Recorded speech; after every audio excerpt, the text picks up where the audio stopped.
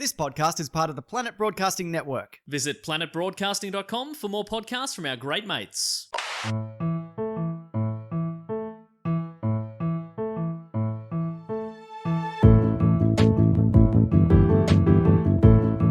Hello and welcome to another episode of Do Go On. My name is Dave Warnicky and as always I'm here with Jess Perkins and Matt Stewart. I'm Jess. Hi, I'm Matt as well as a very proud member of the team here. And it is good to be back. This is the first episode we're recording since our holiday break. Hope you had a great Christmas and a happy New Year. How did I say that weird? But it is good to be back in the same place as you two. We all spread across different states. I got recognised in Tasmania. I bought a book and the woman behind the counter said, what brings you down here? And I said, oh, I'm just down for the holidays.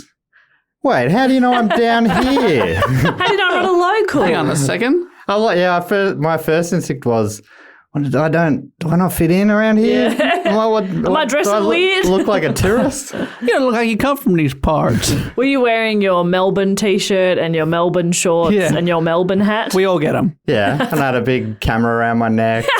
Yeah. Were you buying like a map of the city? I was buying a map of the city. I was asking for directions. I said I'm not from around here. Oh, what brings you down here? Oh, okay. Okay. Oh, I must be an out-of-towner. Yeah, I'm not a Okay. local then, huh? Just because I've never been here before.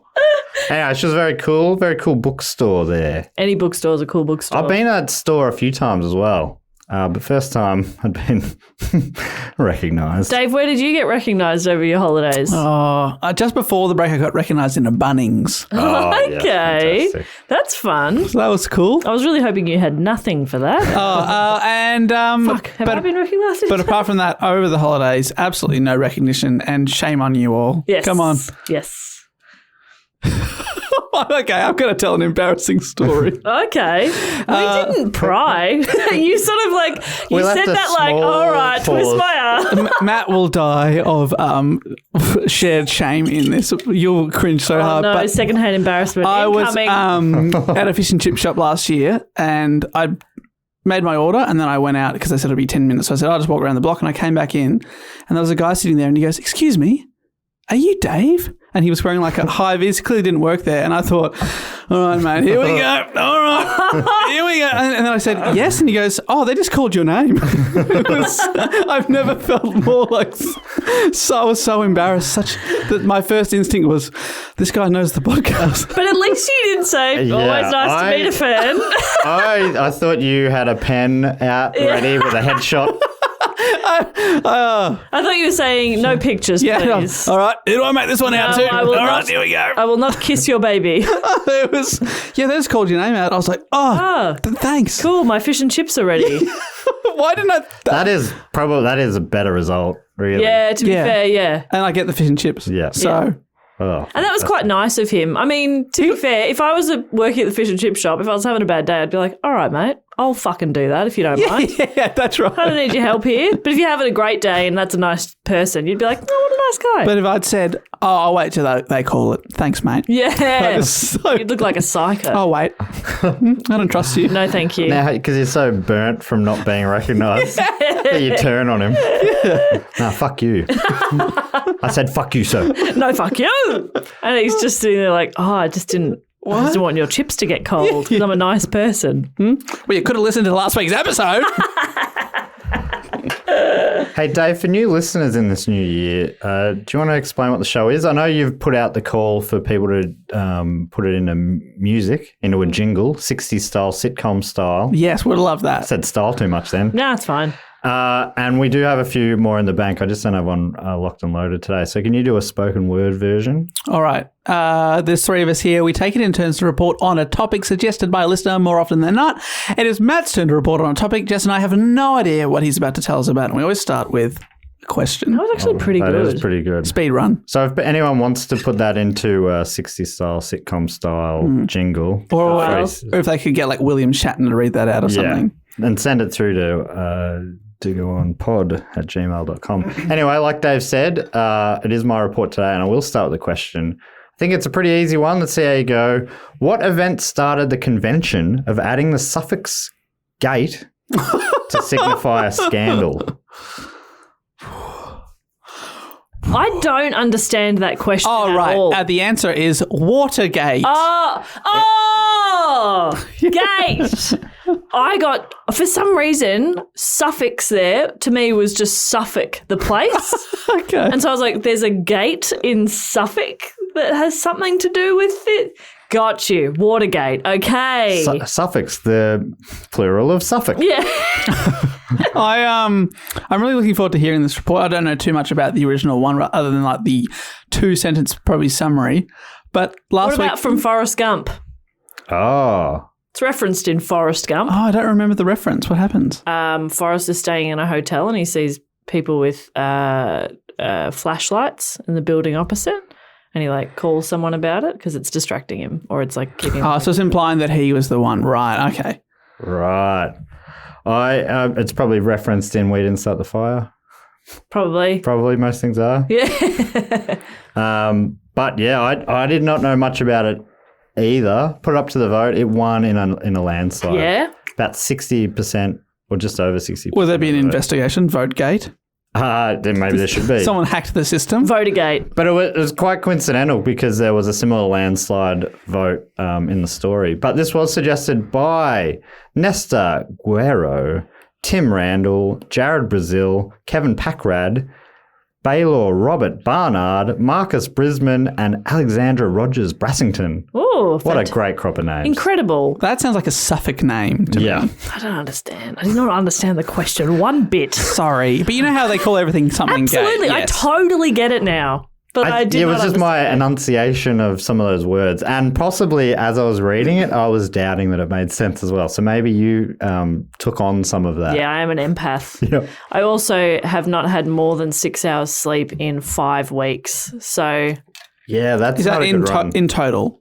yeah, in total. That is ridiculous. Were you sleeping like 1 hour every 3 days? Yeah, it's not a good plan. I just stay awake. Oh, at that night. was your plan though. Yeah, I stay awake, and then every 3 days I sleep for an hour. Well, it's actually half an hour every 3 days. That's awful. Yeah, it's not a good idea. Should I up it to 1 hour? Yeah, or, Every if 3 you want to be a days? coward. or 10 minutes a day if you wanted to Yeah, it's probably better. power nap it through. Anyway, so my brain, no walk, no good. All right. Well, good news. Did you say no walk, Yeah. no good? Oh, no. Yeah, I did.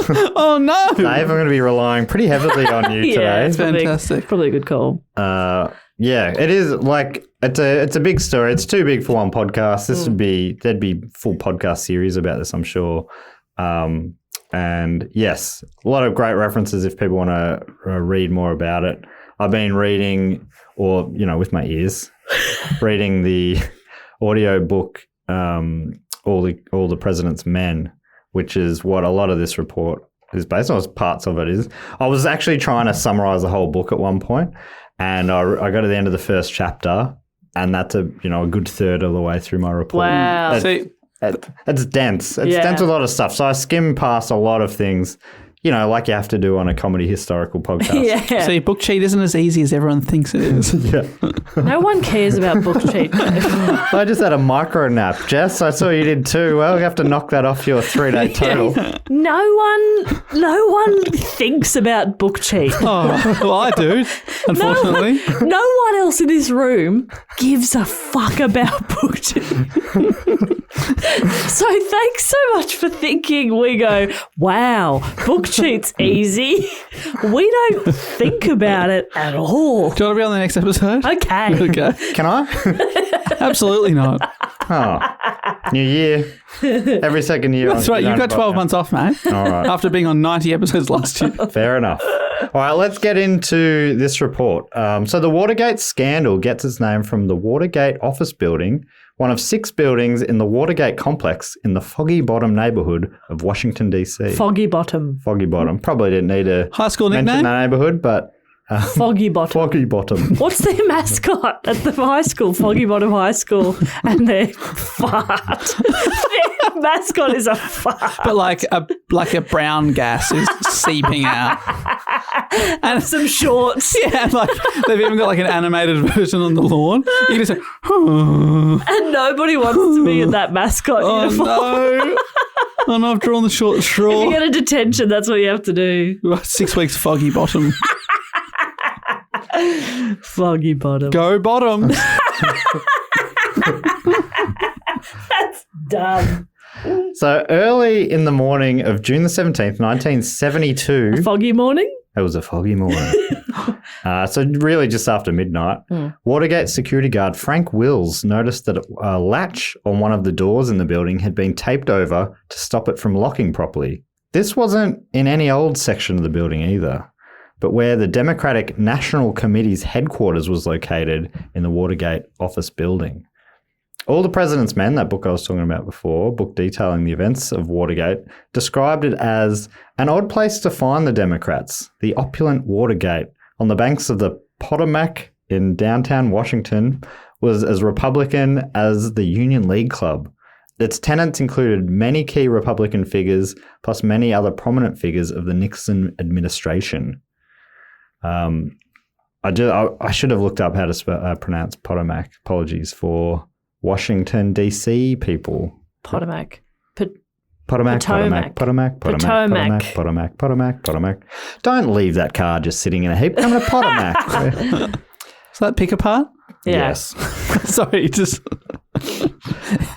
The futuristic complex with its serpent teeth, concrete balustrades and equally menacing prices.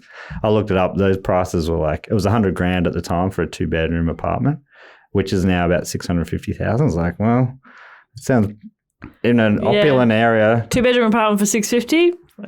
You're doing pretty well. Oh boy. Yeah. Two-bedroom apartment. Tell you what, these boomers back then. Jeez, they had it good. Were they kids then? What were the boomers doing? Bought their first home for a bloody bag of bread. A bag of bread and a bloody garlic naan. Yeah. I'll throw it. 2 different kinds of bread. Have you got 2 loaves of bread? Well, I've got 1 loaf and 1 garlic naan. I'll take Sold. it. Brilliant. Love garlic. But apparently the complex had become the symbol of the ruling class in Richard Nixon's Washington. Anyway, so that's just setting up. It doesn't really matter, but it's interesting that it's a slightly strange place for the Democrats, but that is not at all relevant, apart from maybe a point of interest. I'm looking at you, Jess, saying... And I'm getting it. Yeah, you're interested. You know I understand politics. Oh, yeah, big time. We all understand it. We get it. We get it. So Frank Wills, the security guard, removed the tape off the latch, not thinking much of it. But when he returned and found it taped again, he realised something fishy was afoot. Hang on, am I in some sort of Just for Laughs prank video? Am I being punked? Hello? Part of you would be like, did I not remove that tape? Anyway, he was way quicker than that. He goes, something weird's happening. I'm calling the cops. And people have said since then, if he didn't think so quick, a lot of people would have gone, whatever, or I'll call my supervisor and we'll figure it out. But because he called the cops, this whole ball got rolling. Wow. The police who responded to the call were 3 plainclothes officers in an unmarked car. These officers, Sergeant Paul Leeper, Officer John Barrett, and Officer Carl Schoffler, were dressed as hippies working the so-called bum squad shift. That's what they called it, because they were dressed like hippies, like bums. To go undercover. Yeah. They were really just patrolling the streets for drug-related crimes. Right. You dealing? Yeah, hey. Hey, want to get buzzed? Hey, me and 2 of my friends over here, clean-shaven young men, would like to get buzzed, if that is quite all right with you. Hello, fellow bum. I am also a bum. Hello, I do not have a house, nor a wife or children. I require illegal, illicit substances. Please speak into this microphone. Well, I think these cops they lent into it a fair bit. One of them described their look as sort of a young Charles Manson. Oh, that's a weird not a reference. good look. No. Weird reference to give. That's how he saw himself. And so they've rocked up. So the security guard's like, I'll have to call in the big guys. And then 3 quote-unquote hippies turn up. And he's like, what the fuck? Yeah. So the policeman walked down the office hallway, checking rooms left and right as they went along. Not necessarily expecting to find anything, but the way Officer Barrett was talking about it, he was like, I was kind of shitting myself, which is an amazing kind of sort of openness for a cop to talk about years later. Then all of a sudden he got startled. He saw someone's arm hiding behind a glass partition, which doesn't sound like the best place to hide. Quick, behind this glass. And Barrett later said, "It scared the living bejesus out of me." Oh, the shit came out. He yelled, "Come up with your hands up or I'm going to blow your head off." And 5 sets of hands went up. There was a whole crew in there. What, 2.5 people? 5 sets. Oh, okay. Like 5 hands. 5 hands. 5 hands come out and he's like, what the fuck? He described it as 10 hands, and I, for some reason, changed it to 5 sets of hands, thinking it would make it easier to follow. You forgot who you do a podcast with. Just imagine. Someone who overthinks maths. If he didn't do it, I would have, you know? Yeah. How many in each set? 5 sets of hands. What, like 7 in each set? That's how many people is that? That's a lot of people. How many fingers? Are we counting thumbs as fingers? Oh, that old argument. He saw 50 fingers go in the air, What about thumbs? including thumbs. Oh my God. So all 5 men were arrested, and they apparently gave fake names, but were later found out to be James McCord, Bernard Barker, Frank Sturgis, Eugenio Martinez, and Virgilio Gonzalez. According to Barrett, this wasn't your normal typical burglary.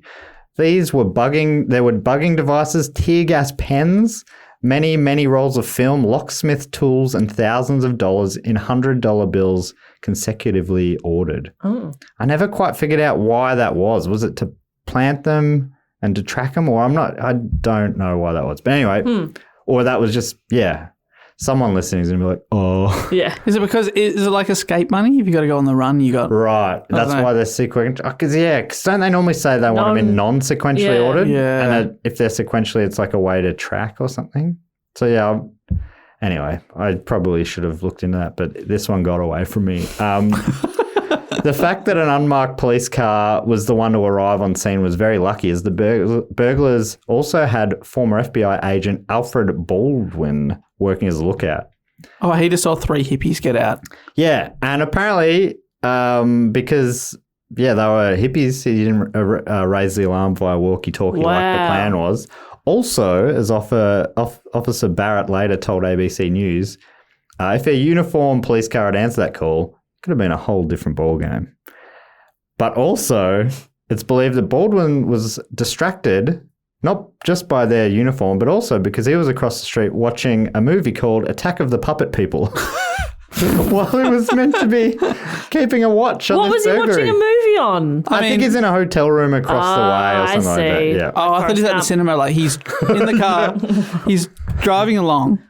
You see a sign saying Attack of the Puppet People. You think, I can't miss that. Yeah, I'd be a How long is this fool. burglary going to go for? I could probably miss the first hour and a half. I'll never forgive myself if I don't see. I mean, they don't repeat these things. Yeah. And of course, it was a repeat it was a movie from about 14 years earlier. But I missed it then, and I'm not missing it now. Make that mistake once. Fool me once. By the time he realised the cops were there, it was too late for them to escape. He got onto them. Instead of being able to escape, the cops were already in there. They hid, and as we know, soon after that, they were caught red-handed. Good one, Baldwin. How many red hands? 5 sets. 5 sets of red hands. All right. All different shades. Crimson, scarlet. I'll take blood red, please. Baldwin, obviously, he wasn't busted. He wasn't figured out that he was involved until He was watching a movie. later. Yeah, it was just like he saw them getting taken away and just sort of awkwardly put popcorn in it. I'm just staying in a hotel. He just turns the volume up on the movie. Draws the shades. Goes to bed. Oh, Night. that's a shame.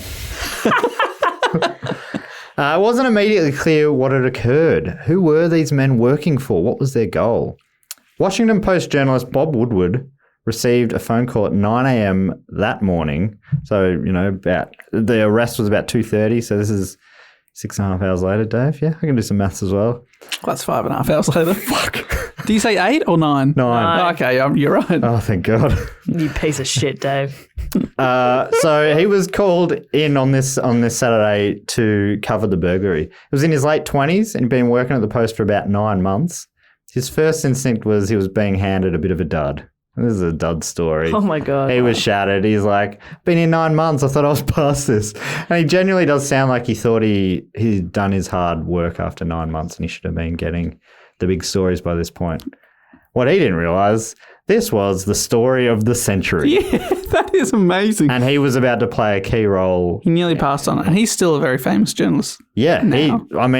Really based off this. He was one of the writers of All the President's Men, the book That you are that details his own investigation. But it's all in the third person, which threw me off. It's him and another writer who I'll mention shortly. And then Barb walks in and says, And he's looking real suave.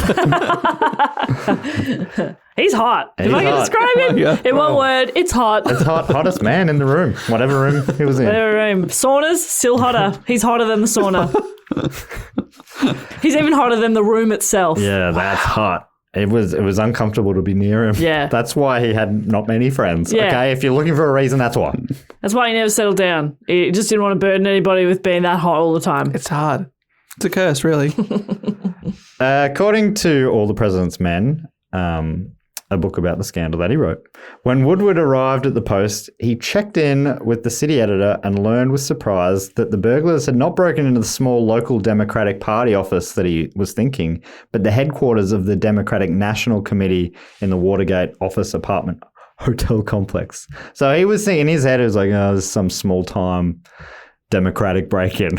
Even that, to me, is like, it still feels like Yeah, decent story. they had gas pens. Yeah. And he's like, oh, I can't believe I'm lumped with a gas pen story. How many? Again. A dime a dozen around here. So maybe this was a bigger story than Woodward had first thought. He also found out that another Washington Post journalist had been assigned the story, Carl Bernstein, who would go on to write the book with him. So a bunch of people that day were working on the story, but they're the two sort of main guys on the beat working on it. This wasn't welcome news to Woodward that Bernstein was involved. Though they had never worked on a story together before, they didn't really get on. They were both in their late 20s. One was 28, one was 29, but had arrived in their roles in very different ways. According to the book, Bernstein was a college dropout. He had started as a copy boy at the Washington Star when he was 16, became a full-time reporter at 19, and had worked at the Post since 1966. Funnily enough, that was the same year that the Saints won their one and only AFL premiership. Fun fact. So far. So far, yeah. They're only one of that century. Many more to come this So far. century. So far. On the one hand, you've got Bernstein, this guy, college dropout. He's also got long hair, worked his way up to the where he was. On the other hand, Woodward had studied at Yale, was a veteran of the Navy Officer Corps, and Bernstein saw him as, quote, a prima donna who played heavily at office politics. Bernstein with his longish hair. On the other hand, Woodward, sensible haircut.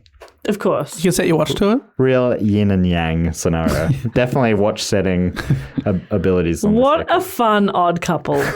What I'm predicting is a lot of like, that's not how I do it. Well, what would you know? Yale, blah, blah, blah, blah, blah. Blah, blah. And then they're going to slowly learn to respect each other. And then they're going to be closer than brothers. Yeah. And then they're going to write a book together. You have to be very close to write a book together. Yeah, you do.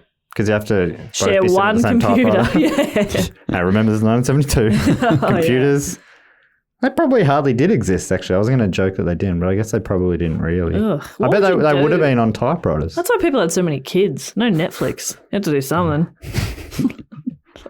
You got to tap something. Either a typewriter or something else. Or a type of reader. Type senorita. Oh, dear. So, to Woodward, Bernstein looked like one of those counterculture journalists that he despised, while Bernstein thought that Woodward's rapid rise at the Post had less to do with his ability than his establishment credentials. Yale boy over here. Yep. Phoning in a Sucking few up. favours. Yep. Doing all the using office the politics networks. bullshit. Whereas I've just been I'm here hitting the working. beat. Yeah. Work my way up. Work my way By up my own from bootstraps. the bottom.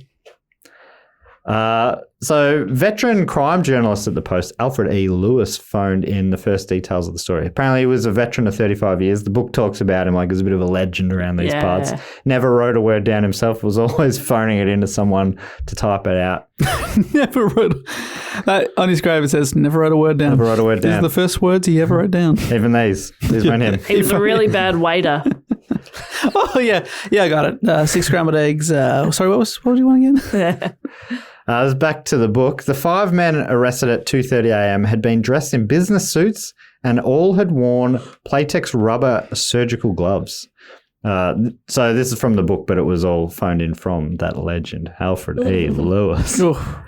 Police had seized a walkie-talkie, 40 rolls of unexposed film, 2 35mm cameras, lockpicks, pen-sized tear gas guns, and bugging devices that apparently were capable of picking up both telephone and room conversations. They found over the head of the committee, they got there when parts of the ceiling were taken off where they were clearly going to be dropping the bugs. So absolutely caught red-handed. Wow. One of the men, I don't know how important this is, it's not, but one of the men had $814, one had $800, one had $215, one had $234, one had $230. Lewis had dictated. He's Dave? saying this all over the phone. Dave, what have we got there? Imagine if he just calculated that in his head. Most of it was in $100 bills in sequence. They seemed to know their way around. At least one of them must have been familiar with the layout.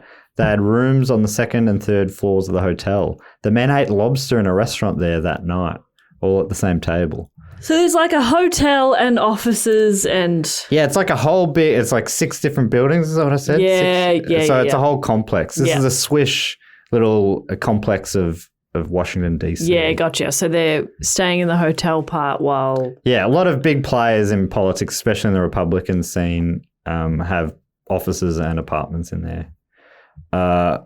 It's so funny to go have a quick lobster meal before hitting up a burglary. Yeah. Oh, you gotta fuel your body. Even eating in the same establishment you're about to burgle together. Right? Yeah. Yeah. I mean, it's like either naivety or overconfidence or something. But as you'll hear, they were arrested soon after. It didn't matter that they were eating lobster, but I guess when they were being pulled out, the lobster chef was like, "Hey, I served them lobster." You never forget a face you serve lobster to. That's like they're going, "Hey, is this risky, us eating lobster tonight? It'll be fine. What's going to fuck us up is our mate watching a movie." Yeah. But it's a classic. Puppet People. I mean, I wouldn't miss it. Would you miss the Puppet People movie? Imagine being that guy and being like, all right, I'll go to jail for the crime. That's fine. But if you're going to report it in the press, can you at least say it was like, It's a Wonderful Life or something with a bit more respect? I was going with the wind. Frankly, my dear. Is that one? Please. I do give a damn. Woodward heard from Lewis that they were going to be appearing in court that afternoon, so Woodward went along. Huh? That's good. That's journalism. smart. That's smart. Go and hear stuff. Hear at the hearing. That hippie would never do that. No, he'd feel That's stuff. right, yeah. He'd go talk to a tree or something. Yeah. See what the tree knows. Yeah, hug your story away. Good luck. At the preliminary hearing, it was revealed that one of the men, James McCord, was a recently retired CIA agent. He said the judge was going, what do you guys do? And apparently one of them goes, "We're anti-communists." And they all sort of nodded like, yeah, that's right. That's our job. That sounds good. And the judge, the way they talked about it in the book, they're like, the judge was used to hearing weird jobs, but even to him, that was strange. So he sort of pushed him and then... And how do you make money? And McCord apparently then goes, "Well, I used to work as an agent." "Whereabouts?" "CIA." And apparently Woodward said half aloud, "Holy shit." The CIA sitting in the back of the courtroom. Everyone turns around. Shut up. Come on. This is a court. Rude. This isn't Attack of the Puppet People. It's not about an It's not audience getting pantomime in here, okay? Pantomime. Pantomime. That's where they do it, in the mines. The iron ore's behind you. 8 reporters from the Post were involved in putting the story together, including Woodward, Bernstein, and that old bloody legend Lewis. It ran on the front page the following day with the opening paragraph reading, 5 men, one of whom said he's a former employee of the Central Intelligence Agency, arrested at 2:30 a.m. yesterday in what authorities described as an elaborate plot to bug the officers of the Democratic National Committee here. Sounds like a massive story. To me, I'm like, holy shit, this must have exploded everything. But that's just not how it happened. It doesn't, because I guess I know that it goes this way. I'm like, obviously, this looks like something that goes all the way to the top. But no one was really thinking like that.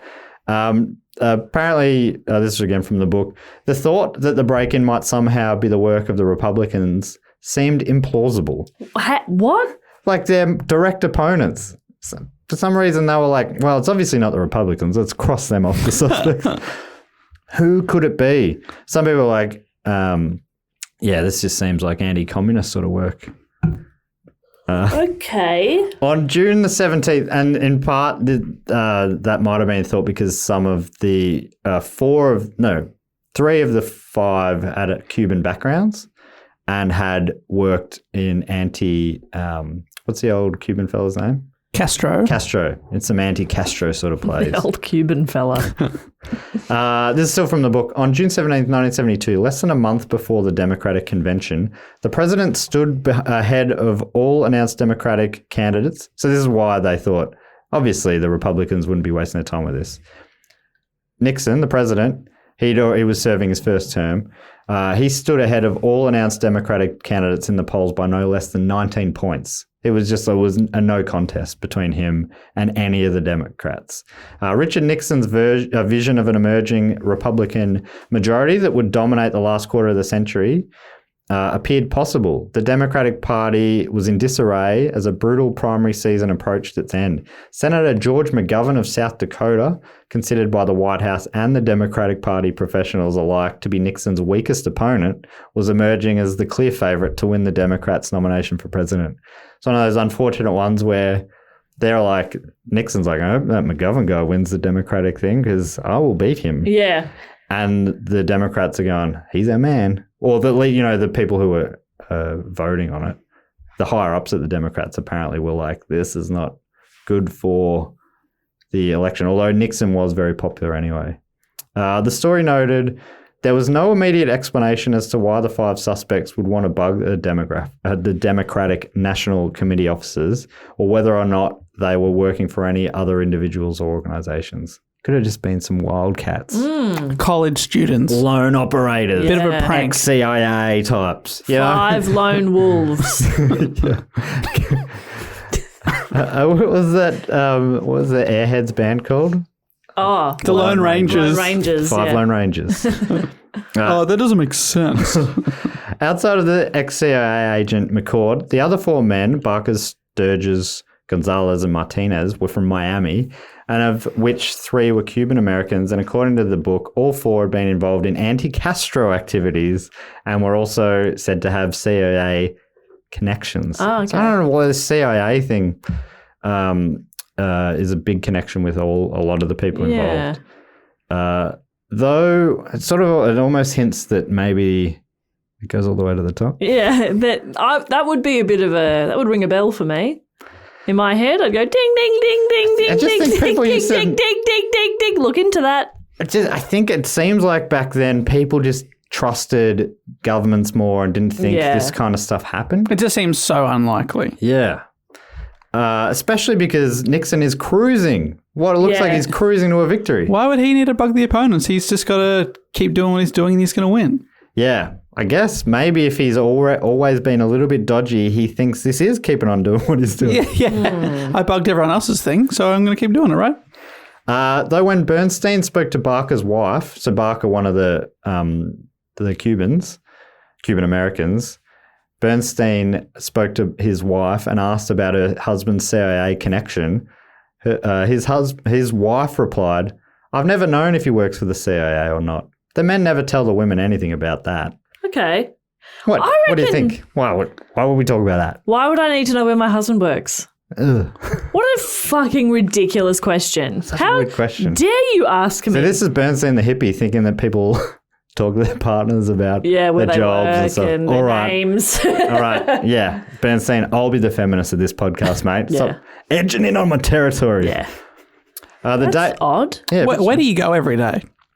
No comment. All right. Why are you asking me that? How rude. Does that feel like any of your business?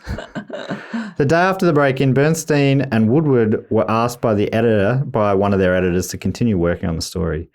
That day, they also found out that James McCord was the security coordinator for the Committee for the Re-election of the President, CRP, later pejoratively known as CREEP. Oh. So James McCord, one of the five, was the security coordinator for Nixon's Committee for Re-election. Okay. Okay, that's a very direct connection now to the top. That's what you'd think, but it's still, no one was really necessarily seeing it that way. According to the book, upon hearing this revelation, the two reporters stood in the middle of the newsroom and looked at each other. What the hell do you think it means? Woodward asked. Bernstein didn't know. Okay. He said, what do you think it means? What do you think it means? Yeah. Why are you asking? You tell me what you think. Then I'll tell you what I think. No, let's say it together. I don't know. Okay, all right. Okay, yep. The same day, Nixon's campaign manager, John Mitchell, issued a statement distancing themselves from McCord. So it seems like he's pretty closely tied to the president because he's, employed by the re-election committee. Yeah. But the campaign manager, John Mitchell, said this. The person involved is the proprietor of a private security agency who was employed by our committee months ago to assist with the installation of our security system. He has, as we understand it, a number of business clients and interests, and we have no knowledge of these relationships. We want to emphasise that this man and the other people involved were not operating on either our behalf or with our consent. There is no place in our campaign or in the electoral process for this type of activity, and we will not permit or condone it. I like how I didn't even say his name. This man. What was his name? I couldn't even pronounce it. Greg? Was it Greg, I think? Harry? I don't know. Whatever. Let's just say this man. All he did was install a security camera. I mean, I don't really know what he did. I asked him what he did and he said, we don't really talk about that here. Yeah. So I moved on. I don't want to be rude. Oh, do you remember the names of every tradesperson you've ever had at your house? Some guy popped in. Okay. Remember the name of every director that works for you? Okay. Come on. He does work with us, sure, but he does work with a lot of people. Yeah. Have you asked them? If they're Whoever they the are. president? Yeah. Doubt it. Do your job. I'm actually offended. Yeah. I love that sort of front foot stuff. Yeah. Well, actually, I think that's Oh, of disrespecting course. the great work that our boys and girls out there in the CIA or wherever he is connected or not connected to. Because not us. Not me. Not me. I don't know him. What are you even? What are I've you never talking met to me another about? person before. Who are you? A person? I haven't seen one. Oh, cool. I haven't even seen a mirror. Do I look like you? Do we look the same? Do we all look the Have same? you watched Death to 2020? Yes. Lisa Kudrow, a lot of that kind of energy. I never said that. A lot of I never said that. That was fun. That was a pretty good fun. It was all right. Yeah. I was very tired. I don't know. I was on my phone for a bit. Yeah, it was That one of tells those. I enjoyed it. It felt like it could have been a little bit shorter. Yeah. Could have been a half-hour thing. But I found the soccer mum very funny. Very good. And do you know who surprised me? Hugh Grant was actually Yeah, very good. It's very funny. I was like, well done. Haven't you seen Paddington Bear? Oh, fantastic point. Yeah. you Actually, not no, I haven't seen the second one. Which one's he the bad guy in? Is it the Oh, it first must be one? the second one. Oh, it must be the second So one. I'll watch that tonight. I Yeah, it's think. very good in that too. Have you not seen Notting Hill? Oh my God, he's so foppish. Oh my goodness. Didn't he? He played one character for so long. Yeah, and now absolutely he's did. sort of really. He nailed it. So Yeah. 4 Weddings and a Funeral, it would be in like, I think that's my favourite film. I saw this film, The Gentleman. Have you seen that? It's like a Guy Ritchie film a few years ago, and he plays like a kind of a manipulative bad guy journalist in that. And it's slightly different. It's probably not miles away from what he played in the Death of 2020. That film had its issues. Just let me say that. Okay. And move on. move on. Yeah, thank you for saying it. Had some good points too. Thank you for being brave. Hey, it was missing Dave's man. Mm-hmm. That's all. If I think Guy Ritchie, in my head I pictured Jason Statham. Yeah, that's fair. I don't know what he looks like, I but picture it's been emotional. I was no thanks Turkish, I'm sweet enough. Anyway, well, how do we get there? Sorry. Sorry to new listeners who have turned off. But I look forward to your YouTube. Your Comments. YouTube comments of I couldn't trash. get through it. This is trash. You are not funny. No one. Don't comment. Don't listen. I don't care. I'm going to come to your house. I'm going to skin you alive. So I'd be deleting that comment right now if I were you. Whoa. Yeah, I can't control her when she's like this. I'm going to have a 10-minute power nap and then I'm going to murder you. That's your only one for the week, so Yeah. use it wisely. I'm going to be fresh AF to fuck you up. Okay, I think everyone should take that warning. So John Mitchell's basically said, no, it's nothing to do with us. That wasn't enough for the Democratic National Chairman, Lawrence O'Brien, though, who said that the break-in raised the ugliest question about the integrity of the political process that I've encountered in a quarter of a century of political activity. No mere statement of innocence by Mr. Nixon's campaign manager, John Mitchell, will dispel these questions. He ended up, I think it was maybe that day or soon after he sued for $1 million. Don't know what happened with that. I assume he got $1 million. That's $1 million it. bucks. I'm suing for $1 million. What a country. Woodward hit the phones hard. I mean, the whole story, and a lot of what I don't talk about is Woodward and Bernstein hitting the phones, traveling all around the country, talking to people who were on the inside and near the inside. Inside adjacent. Inside adjacent, often on the down low, off record. Oh, they're inside adjacent on the down low. Yeah, exactly. Oh my So he has to get on his hands and knees at different points. Yeah. And that is All right. that is you get a result. That's how you get your result. So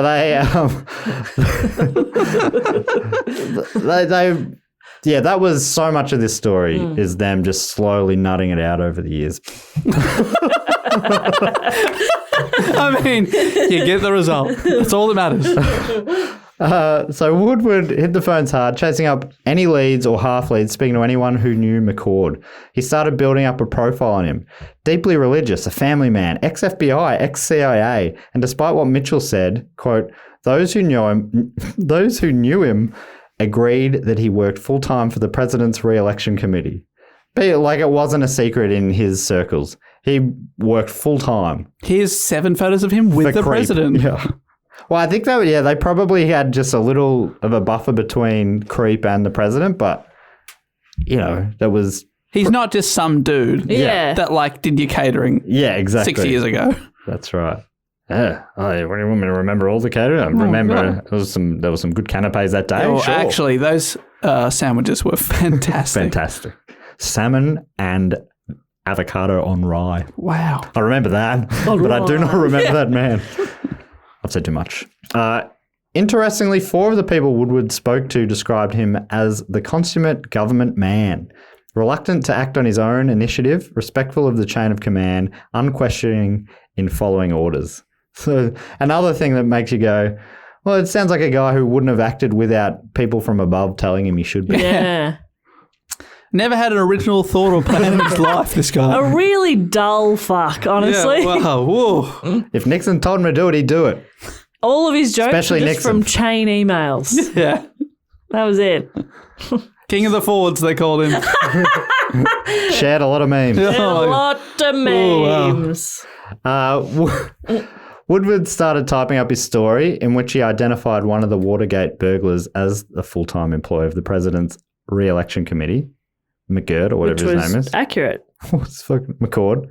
I was distracted slightly last night when I'm writing this. I had one eye on the cricket, and there's a new Melbourne Renegades player. He's like an 18-year-old, and if he gets big, he's going to have the best name in world cricket. Jake Fraser McGurk. McGurk! Jake Fraser McGurk.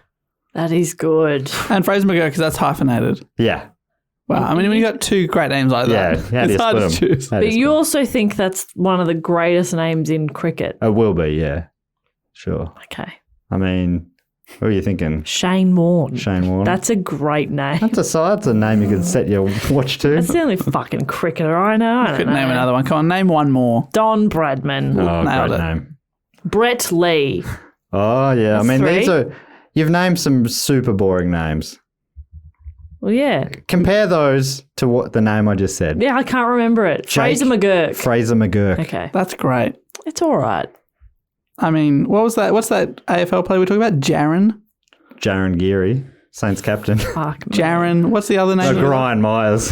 What's that again? Brian Myers. His parents made it up. Feel like Brian. Love it. Brian. Yuck. Jaron. Call him Breg or something. Breg. Breg comes into bowl. Breg. Well, his dad's name was Brett and his uncle's name was Greg. Breg. So this is actually a beautiful tribute to them. It's a tribute to Breg. To our beautiful baby boy, Breg. How did I get there?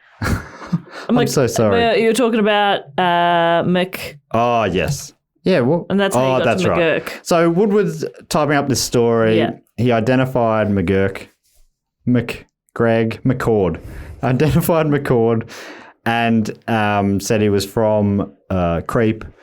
And then without asking, so he handed in the first few pages to the editor.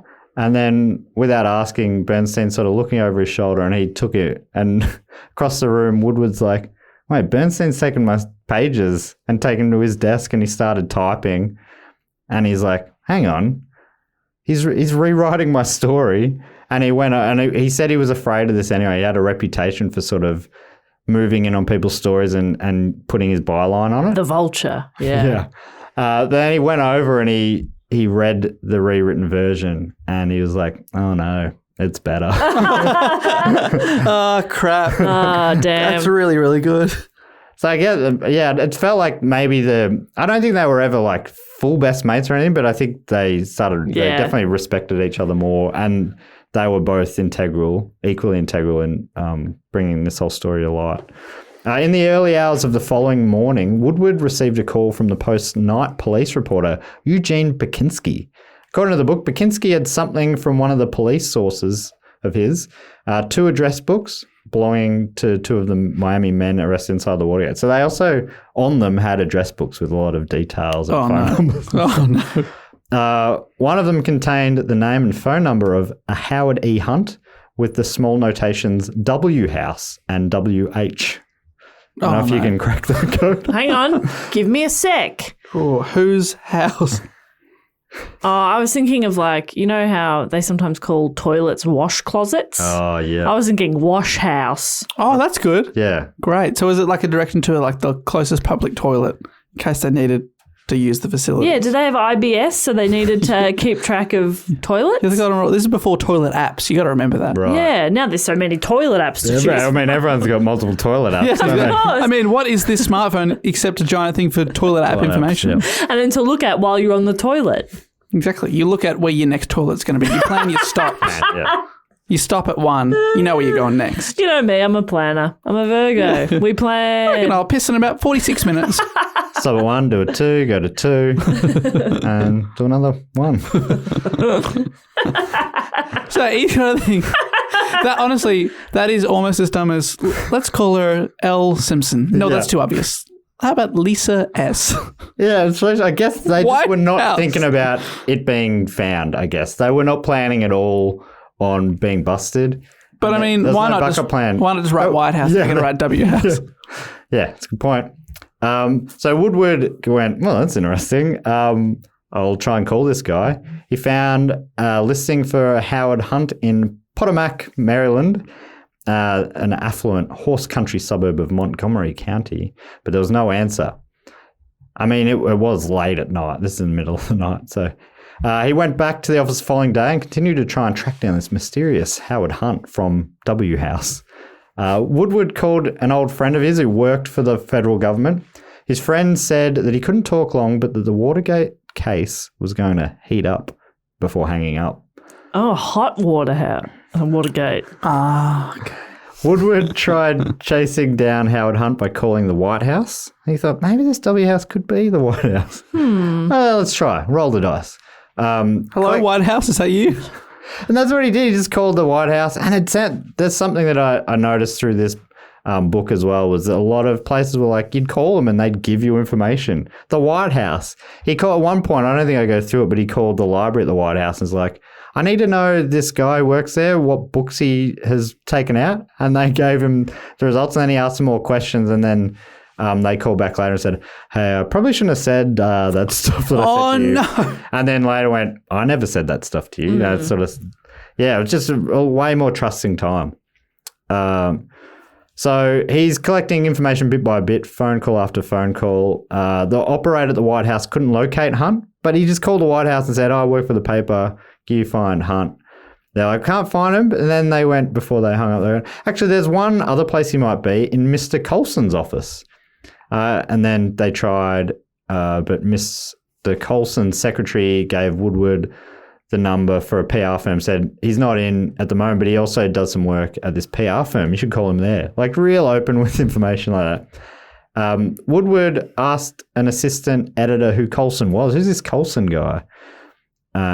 Charles W. Colson, special counsel to the President of the United States, was the White House hatchet man, the reply came.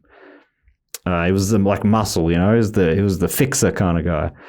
Or the finisher. Who in West Wing would that be? Oh.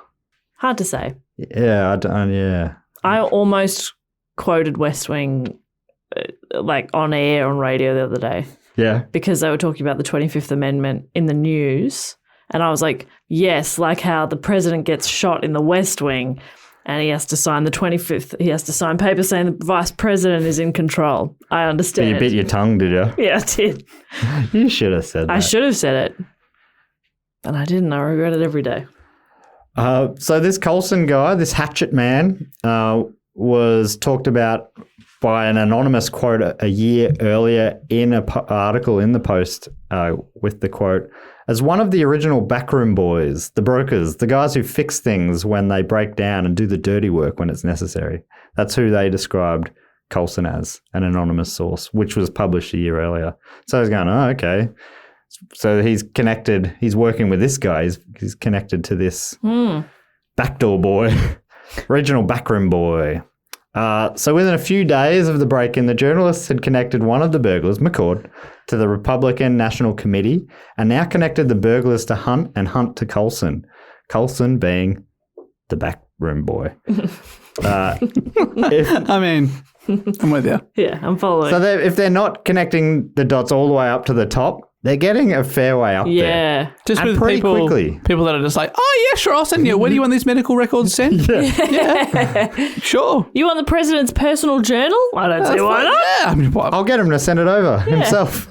He'll drop it over. Next, he's like, okay. All right, well. Oh, that was a good Nixon. Was that a good Nixon? Nixon? I'm going to try one later when I quote him. Okay, See how I great. go. Yeah, cool. It's based ever on seen him? Futurama. Okay, yep. His head in a jar from Oh, that's Futurama.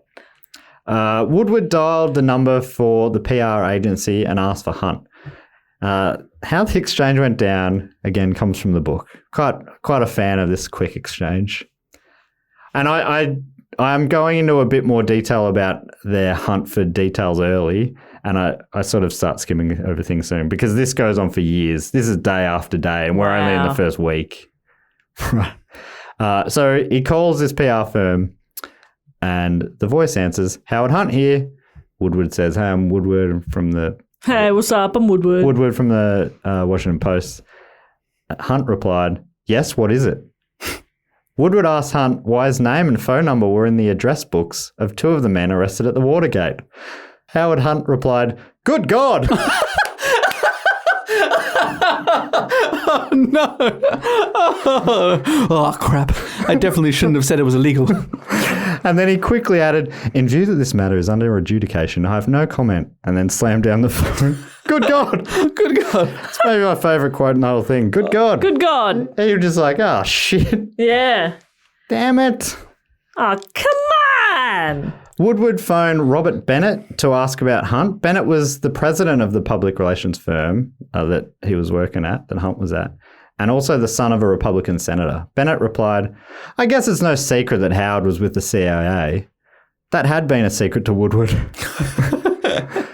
So it's just another guy who's in there, ex-CIA.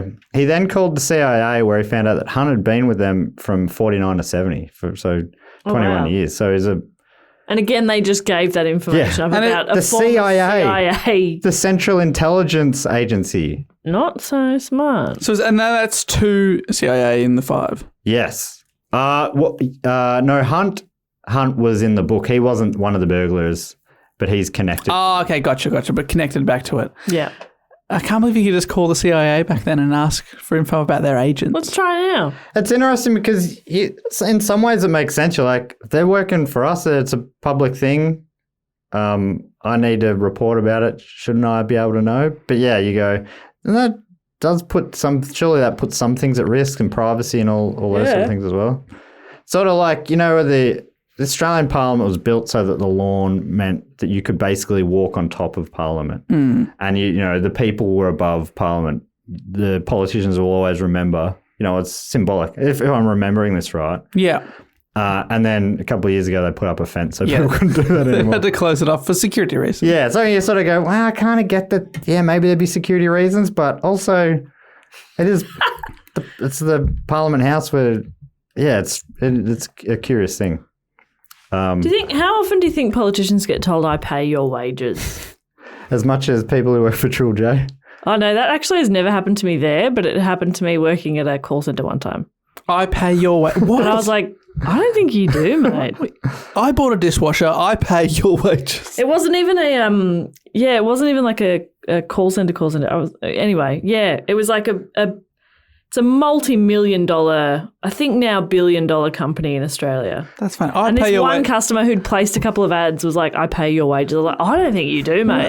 Wait, hang on. Are you Greg in accounts? Yeah. Oh, g'day, Greg. Finally put a voice to the name. Thanks for always paying on time. So now we know Hunt's this guy at the CIA. Woodward then spoke to an unnamed source who was high up in a government agency, unclear who, and they confirmed that Hunt was involved, though the source only gave information on the understanding that he couldn't be quoted, even anonymously, and this source would later be known as Deep Throat. Familiar with him? He's one of the famous parts of this story. But I'll get into their relationship a little bit later. But it runs throughout. Woodward is continuously meeting on and off with him in the classic sort of way in a car park, smoking a cigarette. I think it's probably where a lot of tropes have come from. Yeah. And at least from the movie version of this story. They even have a character in X-Files, you remember, called Deep Throat in the first season. Yeah, exactly. Meeting him in front of the Lincoln Memorial or something at 3 a.m. Yes. Both wearing black trench coats. And the Simpsons spoof it a bit. Yeah, with Smithers. Remember he's trying to give them away and then just blast him with the lights. Headlights on. Yeah. The Post published another story, this one titled White House Consultant Linked to Bugging Suspects. Flows off the tongue. Beautiful. The morning the story came out, Presidential Press Secretary, now you probably... CJ, yes, great. But this time, it wasn't CJ. This is before CJ got the job. Oh, yeah, I mean, it's the 70s. She was a baby. Ronald Ziegler. He sounds a bit... Wasn't there a character? Toby Ziegler? Yeah. Yeah, so I wonder if that's probably not a coincidence. They probably named him after him, I guess. So the President Press Secretary Ronald Ziegler was asked a question about the break-in. He replied dismissively, saying, certain elements may try to stretch this beyond what it is, before describing the incident as a third-rate burglary attempt that did not warrant further White House comment. This is no big deal. I mean, they might be trying to draw some conclusions that aren't there. God, slow news day or something. For you guys. We're not going to waste our time. You're a joke. You're a joke. You're a joke. You're a joke. You're a joke. Get out. Get out of my press gallery or whatever this room's called. I should know that. Make a note. Let me check that. Get back to you in our brief this afternoon. I'll take that on notice. See you back here at 4:00. With a better attitude. Yeah. And you better have fucked off. The current one, Kayleigh McEnany's attitude and back and forth with the press is genuinely almost that antagonistic. Oh, really? Yeah. Yeah, right. If you would report the truth in your papers, it's very... It's amazing. Wow. I mean, if that is what she's asking, that feels like that's reasonable. That's reasonable. Yeah, and as a journalism major, I think that probably what should be happening. Yeah. If that's not what's happening, I imagine she would be getting What's being frustrated. reported then? Fake things. Lamestream media style stuff. Okay. Oh, not fake news. What?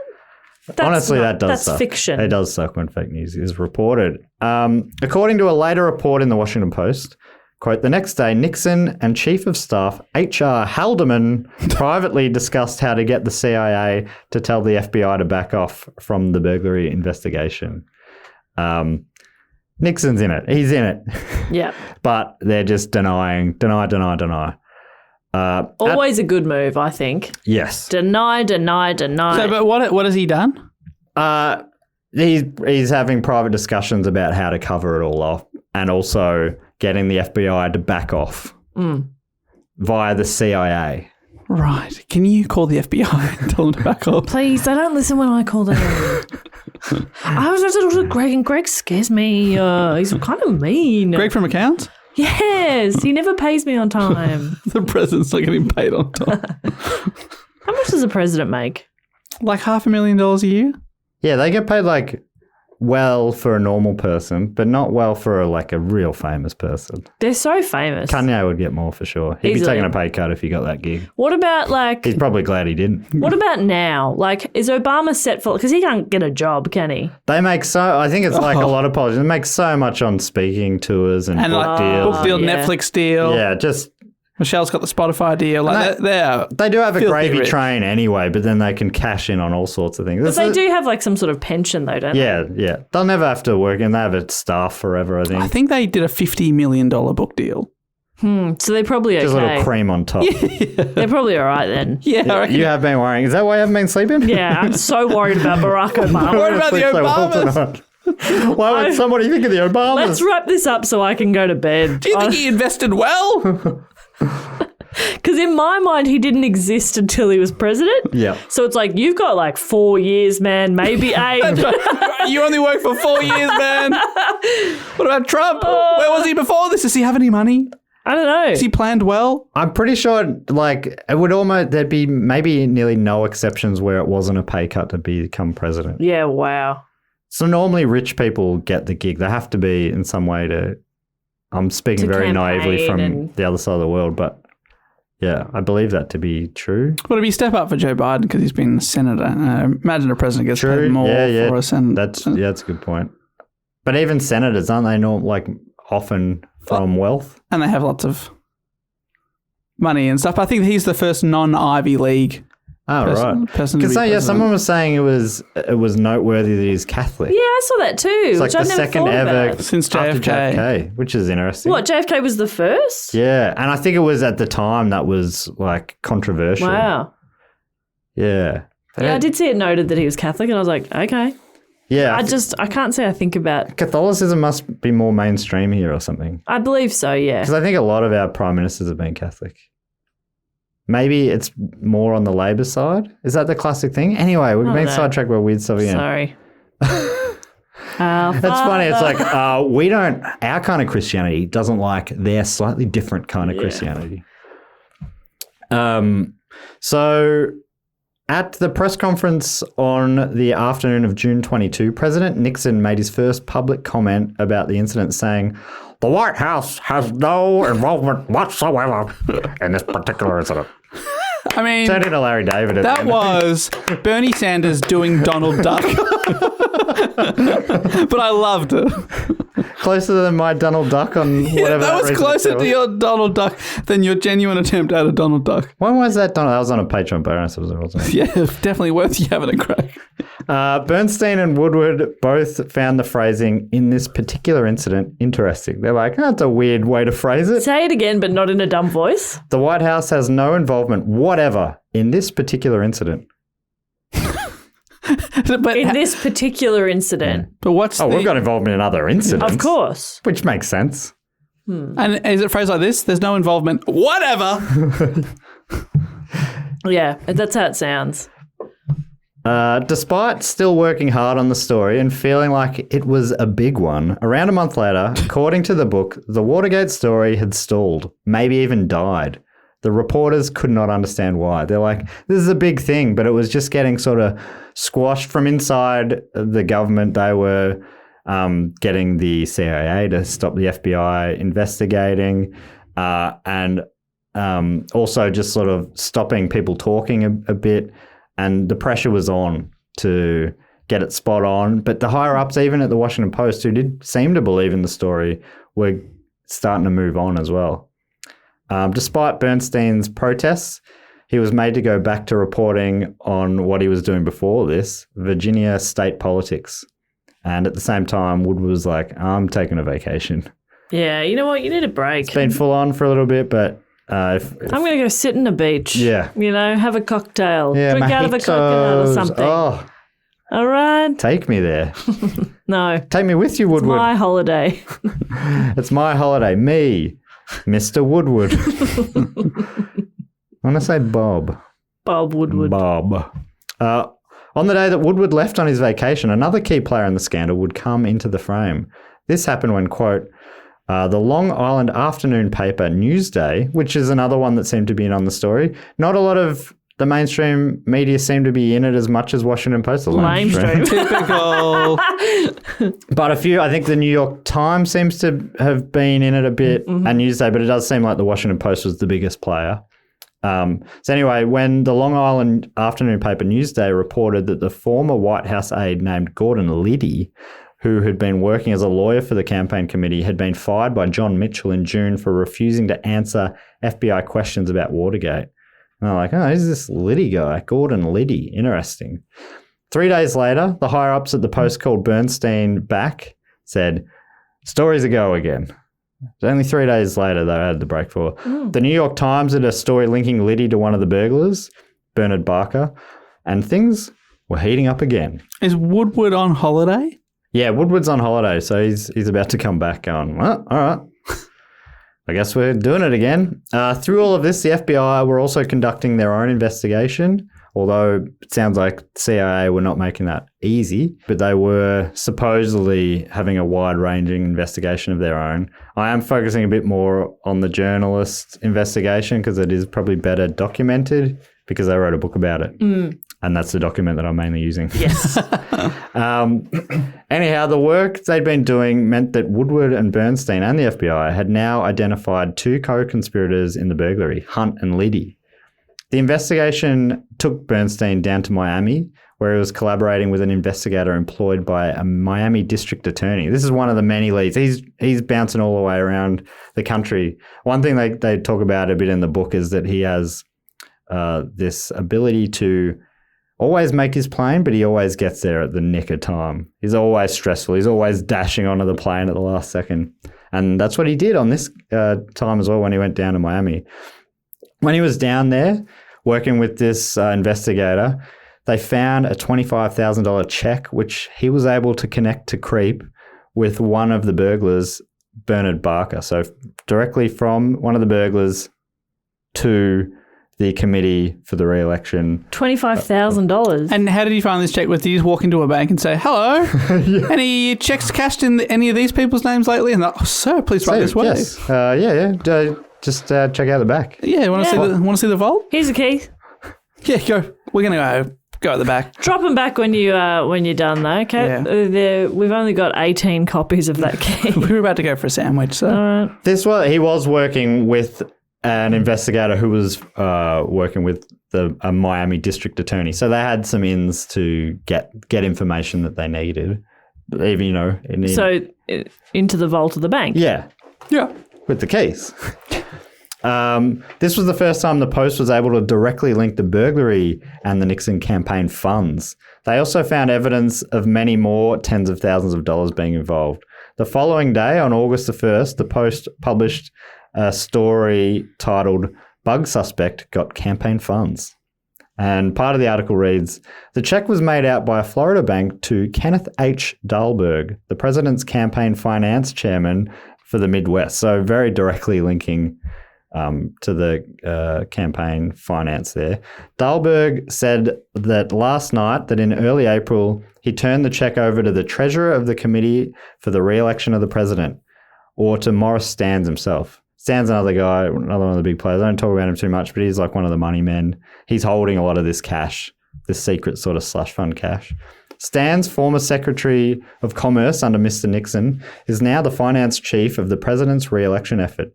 Dahlberg said he didn't have the vaguest idea how the check got into the bank account of the real estate firm owned by Bernard Barker, one of the break-in suspects, and Stans could not be reached for comment. According to court testimony by government prosecutors, Barker's bank account, in which the 25 grand was deposited, was the same account from which Barker later withdrew a large number of $100 bills. About 53 of these $100 bills were found on the 5 men after they were arrested at Watergate. So, I guess that's why it was important that they were those sequentially noted bills, is because they were able to trace them directly now through the re-election fund. They were basically, it sort of shows pretty clearly that they got the campaign funds paid them to do this bugging, and it goes all the way to the top. A lot of the money... No, hang on. You've been saying that from the start. Well, I've got a little bit of hindsight up my sleeve. You should have been there, Matt. You got to crack this baby wide open. I cracked it open. Yeah, it's interesting. A lot of this money, they would be sending it down to Mexico. They had this Mexican guy put in a bank account and then sending it back up, and that was how they were helping launder it. But in this instance, it was just a check. Yes. That's easily traceable. So it doesn't sound like traceable. They didn't do too much to cover their tracks. No. Amazing. God damn it. Well, Matt, this is an absolutely riveting tale, but would you mind if I interrupt you just for one moment? Please. And I got to tell you and the good people at home that this week's episode is brought to them by ExpressVPN. Now, there are tons of VPN providers out there. You've probably heard of a couple of them, and some of you may have even used ExpressVPN before. And if you have, like me and you guys in the same room as me, you'll know that it's a fantastic service. It's, simply put, the best VPN on the market. And here's why. Tell me, Dave. I use it every day, but I want you to tell me why it's so good. Because sometimes it just sort of sits working in the background. I don't even know what it's doing. What's it doing for me? Well, it connects automatically and you don't worry about it. But it doesn't log your data. Lots of really cheap or free VPNs make money by selling your data to ad companies, which is the opposite of what you want. What, is Nixon working for them? Sounds like it goes all the way to the top. Yeah. Another great thing about ExpressVPN is its speed. Other VPNs, a lot of those, slow your connection down and make your device sluggish. Release the slug-ish. But I've been using ExpressVPN for over a year now, and my internet speeds are blazing fast. I'm flying through... So much porn. Fast. Porn is on warp speed over here. You can't see a thing, it's blurry. Because of the speed. Got to say that. Yeah. It's not blurred out. The other thing that really sets ExpressVPN apart from those other pesky, shitty VPNs is how easy it is to use. Unlike other VPNs, you don't have to input or program anything. Like you said, Matt, it just fires up in the background, either on your phone or your desktop or your laptop. It's just always there. It's happening. You're protected all the time. I love that because sometimes I forget that I got to keep safe out there. It's a dangerous world. And luckily, these guys are looking after me. Damn right. Is that what you're telling me? Yes. So to protect yourself with a VPN that we use and trust, use our link expressvpn.com/do-go-on today and get an extra 3 months free on a 1-year package. That's expressvpn.com/do-go-on, expressvpn.com/do-go-on, and get an extra 3 months free on a 1-year package. That sounds like value. Now back to the report that I assume you wrote whilst using ExpressVPN. I did. So on the 15th of September, indictments were handed down by a grand jury to the 5 men arrested at the Watergate, as well as Hunt and Liddy, who are now seen as being key planners in it all as well. According to the book, the 7 men were charged with as many as 8 separate counts each, all related to conspiracy, burglary, and the federal wiretapping statute prohibiting electronic interception of oral communications. Bernstein and Woodward were despondent that the charges didn't go further and didn't take down anyone higher up the chain, despite mounting evidence. They're like, why? This is all small stuff. Why aren't they... Like, the break-in was big news and that kicked it all off, but it wasn't the biggest thing. What it revealed was, went all the way to the top. Okay. So you keep saying that, but I'm still not entirely sure what it means. The top, right up the top. Of a tree? In the White House, more powerful that you are, the higher level you're on. So how many levels are there on the White House? I think there's like 14. Right. And there's if 14 people in there. The White House floor plan, don't you think I'd end up on a list? Yeah, don't do it. Don't do it unless you're using ExpressVPN. Woodward continued to communicate with his anonymous source, Deep Throat. According to the book, his identity was unknown to anyone else. Woodward knew him. He knew who he was, but he did not, even Bernstein, even his editors, he didn't tell anyone. He's literally meeting him in a car park. Yes. And this is how it all went down. This was their system. His identity was unknown to anyone else. He could be contacted only on very important occasions. Woodward had promised he would never... Queen's birthday, New Year's Day. Yeah. Most public holidays. Yeah, he wanted a penalty rate. I don't blame him. So Woodward had promised he would never identify him or his position to anyone. And further, he had agreed never to quote the man even as an anonymous source. That was always, that's underlined all the time.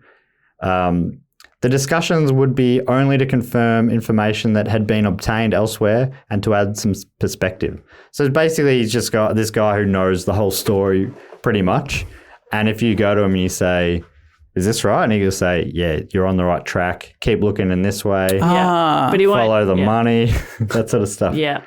This uses these catchphrases. Yeah. Boom. Bingo. You got it. You're out of here. Stepping on their cigarette. Hey, batter. Butter up. And you're like, I'm sorry, you've lost me at that one. Let me just say, Woodward, strike 3. What does that mean? I don't know. All right, I'll call Babe Ruth. Yeah. Am I in trouble or something? It goes on in the book to say, in newspaper terminology, the fact that he wouldn't be quoted or anything, it meant that the discussions were deep background. That's what it was known as. Woodward explained the arrangement to the managing editor, Howard Simons, one day. He had taken to calling the source my friend. That's what Woodward was calling him. My friend told me, my friend agrees. That's sort of, yeah, all right, we get it, Woodward. You got a friend. Okay. Not all of us are so lucky, all right? But Simmons dubbed him Deep Throat, the title of a celebrated pornographic movie, and the name stuck. A celebrated pornographic movie. Apparently celebrated. I think it was a mainstream box office hit at the time. Right, okay. Which was... But it was pornographic. Well, this is the golden age of pornography. Oh, yeah. And I guess he's just taken deep background. Deep Throat. Let's see what he's done. Initially, the two spoke only over the phone, but soon Deep Throat said it wasn't safe to do that anymore and said if they were to talk in person, it had to be in person. The book continues. Deep Throat didn't want to use the phone even to set up the meetings. He suggested that Woodward open the drapes in his apartment as a signal. Deep Throat could check each day. If the drapes were open, the two would meet that night. But Woodward liked to let the sun in at times and suggested another signal. Yeah, that does make sense. I've got plants, man. He's got to tell his family not to open the drapes under any circumstance. It's funny that you say he's got plans because that's what he used. Instead, when Woodward had an urgent inquiry to make, he would move a flower pot with a red flag to the rear of his balcony. During the day, Deep Throat would check to see if the pot had been moved. If it had, he and Woodward would meet at around 2 a.m. in a pre-designated underground parking garage.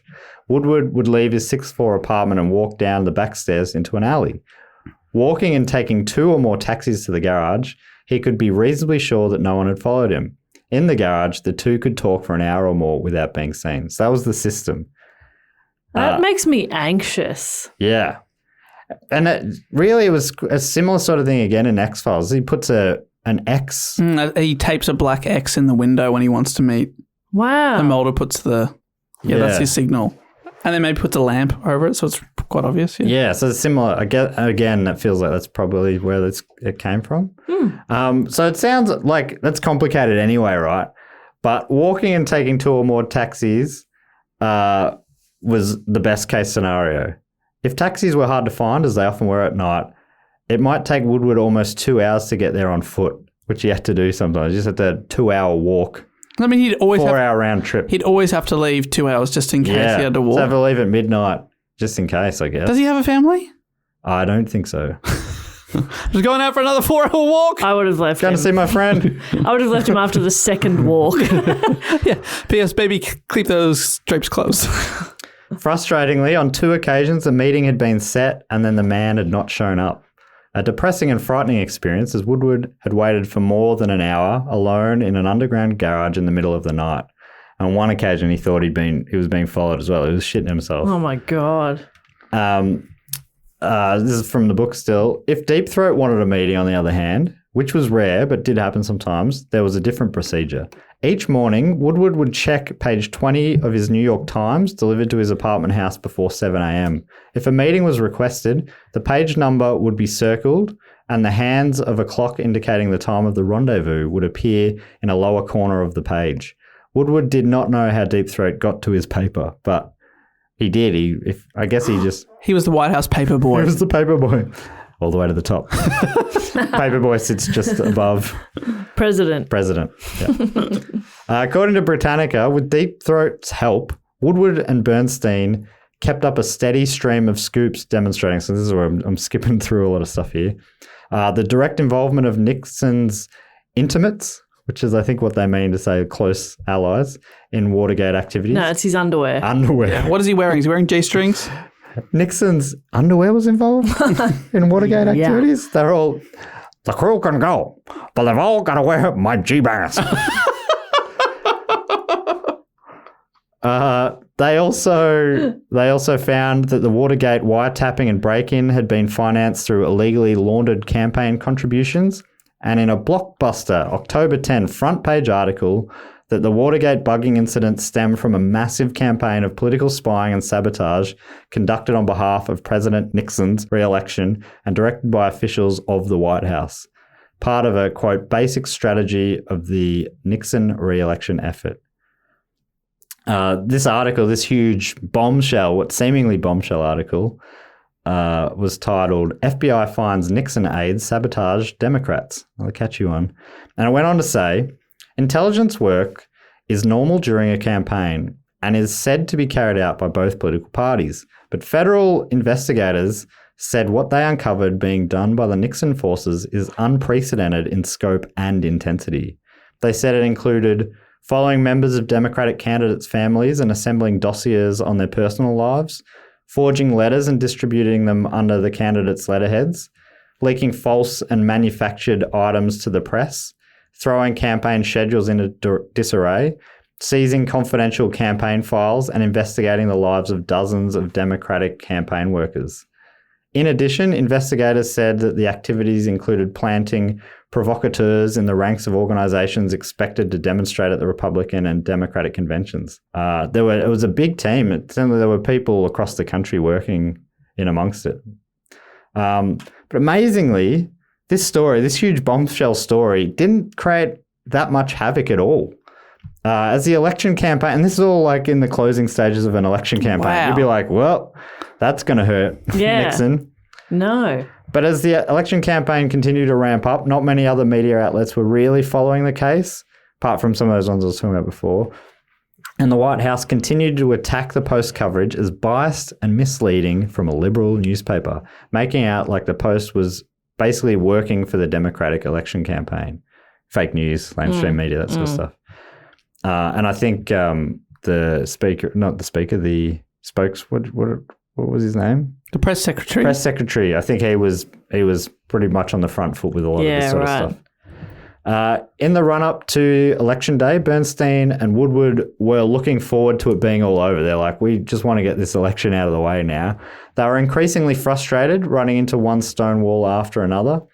As they got closer, the election insiders weren't talking to them much anymore, though multiple suggested they would open up again after Nixon's inevitable election victory, which he seemed to be cruising towards. None of the stories published by the Post seemed to make a dent in the Nixon campaign. The general public loved him and trusted him, so much so that amongst the Post's coverage, an election eve poll showed respondents overwhelmingly trusted Nixon over Democratic candidate and opponent George McGovern. That's so funny because now, post 50 years later, I don't know about you guys, but I think of him. You imagine him as so untrustworthy. Yeah, you Yeah, think of absolutely. corruption. But like, one of it's the like, figureheads. oh, he was really, really popular Yeah, so and trusted. popular. Amazing.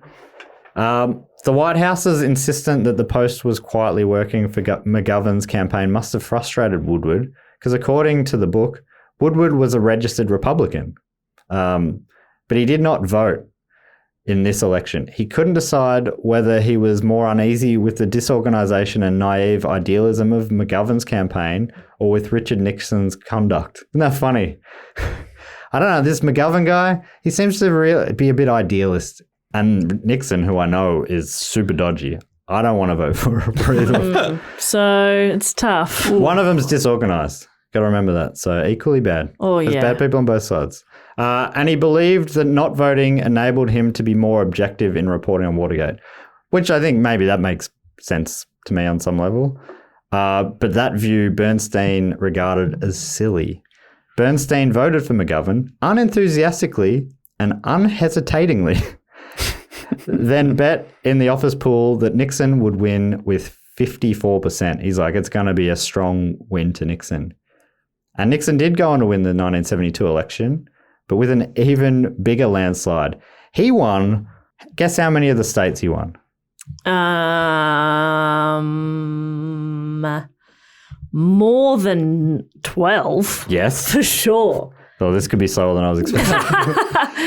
34. 49. What? Wow. What? Holy shit. McGovern only won Massachusetts. I don't know. I'm like, well, I was looking at the map. I'm like, whoa, it's just a full red map with this little blip of blue on the, I was going to say top right, the northeast. Don't look at me.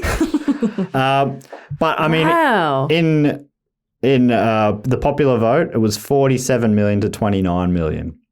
Huge. It's about 60, a bit over 60%, much like this topic one in a landslide. Aha. According to the book, the self-confidence that flowed from the electoral triumph had emboldened the president's men. The post-election offensive was led by Charles Colson, who we talked about before, the 41-year-old former Marine Corps captain and White House commandant on political warfare. About a week after the election, Colson travelled to Maine to address the New England Society of Newspaper Editors. He opened the speech by noting that his home state, Massachusetts, was the only one that had gone for George McGovern. The president, he joked, had decided to mend some fences and locate a new federal installation in Massachusetts, a nuclear waste disposal center in Harvard Square. Bit of a funny joke there. Assuring his audience that the First Amendment is alive and well in Washington. Which one's that? Is that free speech? Thou shalt not. You know the 25th, you don't know the first? Well, the 25th is First different. Amendment. And it came up in the news this week. Amendment. Okay, let's see here. Here we go. First Amendment, the old first. Hey? Numero uno. Pleading the first, though. Fifth is where you don't have to talk, I think. Yeah. Incriminate yourself. It protects freedom of speech. That's the first. Oh, yep. Yes. So he was assuring his audience that the First Amendment is alive and well in Washington. He accused the Post of McCarthyism and called Bradley the self-appointed leader of that tiny little fringe of arrogant elitists. Oh, Bradley, sorry, is one of the Post. He's another key player that I hardly mentioned, but he's one of the big dogs at the Post. Gotcha. He calls Bradley the self-appointed leader of that tiny little fringe of arrogant elitists who affect the healthy mainstream of American journalism with their own peculiar view of the world. And my best friend. I love him. He says, and the rest of the country isn't just sitting out here waiting to be told what they're supposed to think. It's funny. It's like it's stuff that you hear all the time now still. This is all fake news kind of stuff. Well, we know Colson knew he was talking shit as well because he knew that a lot of their stories were basically all spot on. But he was saying, lies, Yeah, propaganda. there's funny elitists over here. Yeah. The journalists were frustrated, obviously, but not deterred, and their investigation continued in earnest. They spoke to many more key insiders and continued to break the case open. I won't go into all the details of all these people. There's so many. There was a bookkeeper who was a big key part in it. She gave a lot of great info. And there was someone on. They were talking to someone in a jury at one point who they weren't really meant to, and they got in a bit of trouble. But it's okay now. Not too much trouble. Anyway, I'm not going into any of that. So, the audio book of all the president's man is great. The voice actor in it's great. He's that big, slightly gravelly American voice, and he does a slight Nixon. He doesn't go full Nixon like I can and do. Yeah. Well, that's the thing. I think it's about knowing your limitations. Yeah. And if you can't go full Nixon, don't go full Nixon. Yeah. No. So that audio book goes for about 10 hours, and at one point I'm like, oh, if I just keep summarizing all of it, so will our episode. It's already probably going to be a longish one. But anyway, yeah, so definitely recommend listening to that. And there's a movie of that as well if people are keen with a pretty hot cast. Oh. Anyhow, one key player I will talk about is a judge named John Sirica. He was the one who didn't really, he sort of told him off a bit for talking to that juror. Up. But he didn't sell him out. Naughty. So he was the chief judge of the United States District Court for the District of Columbia. According to Britannica, the trial of the 5 arrested burglars, so he was the judge in this case, and 2 accomplices began in federal court less than 2 weeks before Nixon's second-term inauguration. The relatively narrow indictment on charges of burglary, conspiracy, and violation of federal wiretapping laws itself spoke to the success of the White House in containing the scandal. This is what frustrated the journalists. They're like, these charges are such small time for what, this is just the tiny tip of the iceberg sort of thing. The presiding judge, John J. Sirica, however, kept badgering defendants and witnesses on matters not covered in the indictment, namely the financial and institutional involvement of the White House and the re-election campaign. Sounds like, I don't know how ethical or how, I think he was sort of using his court to almost have his own investigation, which wasn't directly linked to it. So, I imagine that would have annoyed many people as well, but he helped crack this thing wide open. Except for Liddy and McCord, all the defendants pleaded guilty, and after a 16-day trial, Liddy and McCord were also found guilty. Britannica goes on to say that the judge's tactics landed a big win when he was handed an extraordinary letter by McCord prior to sentencing, saying, in the letter, he explained that the defendants had been pressured to plead guilty and perjure themselves about the involvement of higher-ups. On March 23, Sirica read the letter in open court. So this is now McCord, this ex-CIA guy, who's the government man. He's confessed, basically. And said, we've been thrown under the bus, but this is bigger than what is going on here. In the meantime, the Senate had voted 77-0 to set up a special investigating committee looking into abuses in the 1972 presidential campaign. The committee was to be overseen by a well-respected conservative North Carolina Democrat, Samuel Ervin Jr., North Carolina. Should not have mentioned that, but they do have blue fire engines. Yes. Sorry for new listeners, that's just a fun fact I like to drop in when North Carolina comes up. And I should double check it. I never have. With impending indictments of many of his top aides, Nixon announced the results of his own investigation. Okay. Well, yeah. And you know what? It's interesting. I've been investigating for a while now and I didn't find anything. Oh, my God. And if anything, I actually found out that my penis is above average. Yeah, I found it's bigger than even I thought. I thought I was being very humble about it, apparently. And I also found $2 in an old jacket. So I've been investigating all pockets. Case closed. No, that's not that far off. I never am. His own investigation found no one in this administration presently employed was involved in this very bizarre incident. Honestly, it's weird. I don't even understand it. It's so weird. But certainly none of us were involved. And I did a pretty thorough investigation to figure that out. According to Britannica, on April 17th, presidential spokesman Ziegler infamously told the press that all previous White House statements about Watergate were now, quote, inoperative. So it's sort of like saying not canon anymore, I guess. It's a strange... So anything that we've said before, don't worry about that. This is the real story. Yeah, forget. Just none of that counts anymore. I guess it's a weirdly phrased inoperative. 2 weeks later, on April 30th, 1973, Nixon gave a major televised address announcing the resignations of little-known White House legal aide named John Wesley Dean III, who's another big player. He also helped break this thing wide open. His two closest aides, his chief of staff, Haldeman, and John D. Ehrlichman, and Attorney General Richard Kleindienst. Nixon protested his... I wine dine, I Klein dines. Nixon protested his own innocence and promised cooperation with future investigations, even while including legalistic language that implied strong limits to that cooperation. Right, so these other people, they've resigned, and we got rid of the bad apples. He's just slowly throwing more people under the bus, and it does have that kind of feel like he's going. He's in a hot air balloon and he's running out of sandbags to drop. Yeah, he's about to hit the ground. He's going to have to dump himself eventually. This is what he said.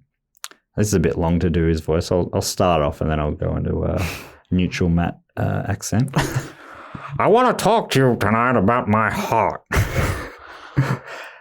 There had been an effort to conceal the facts both from the public, from you, and from me. I wanted to be fair. Today, in one of the most difficult decisions of my presidency, I accepted the resignations of two of my closest associates, Bob Haldeman and John Ehrlichman, two of the finest public servants it has been my privilege to know. The easiest course would be me to blame those who I delegated the responsibility to run this campaign.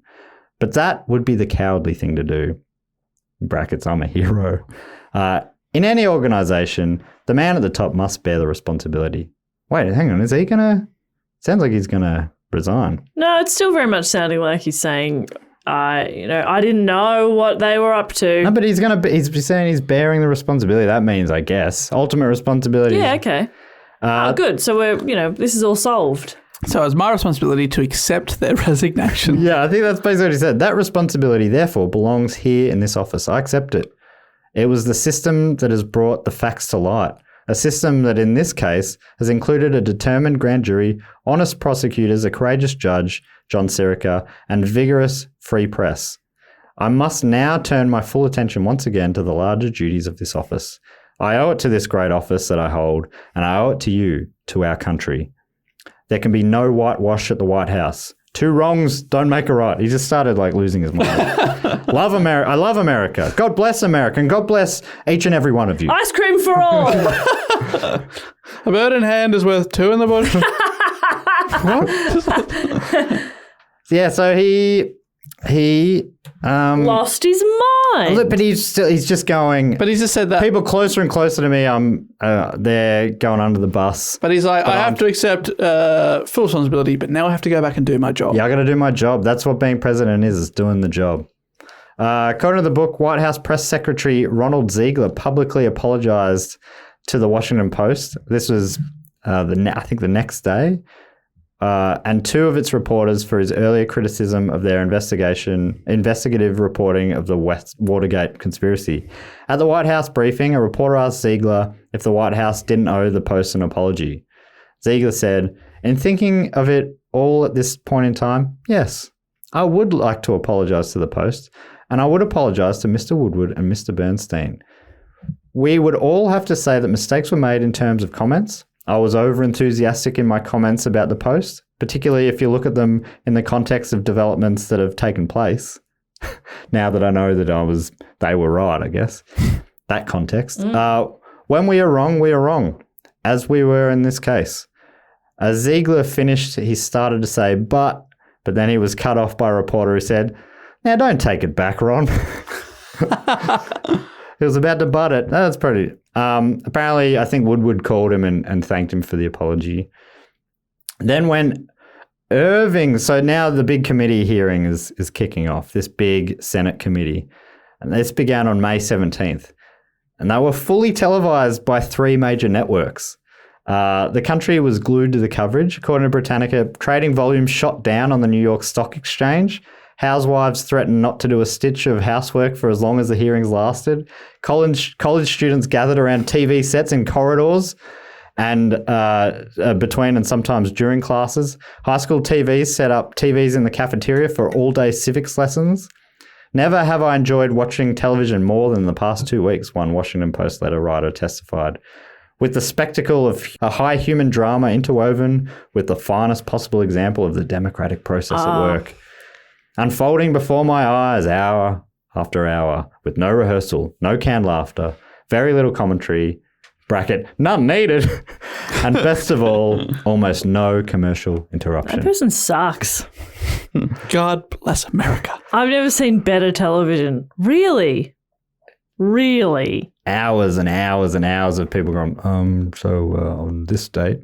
Sorry, let me just find that note here, flicking through pages. Fascinating.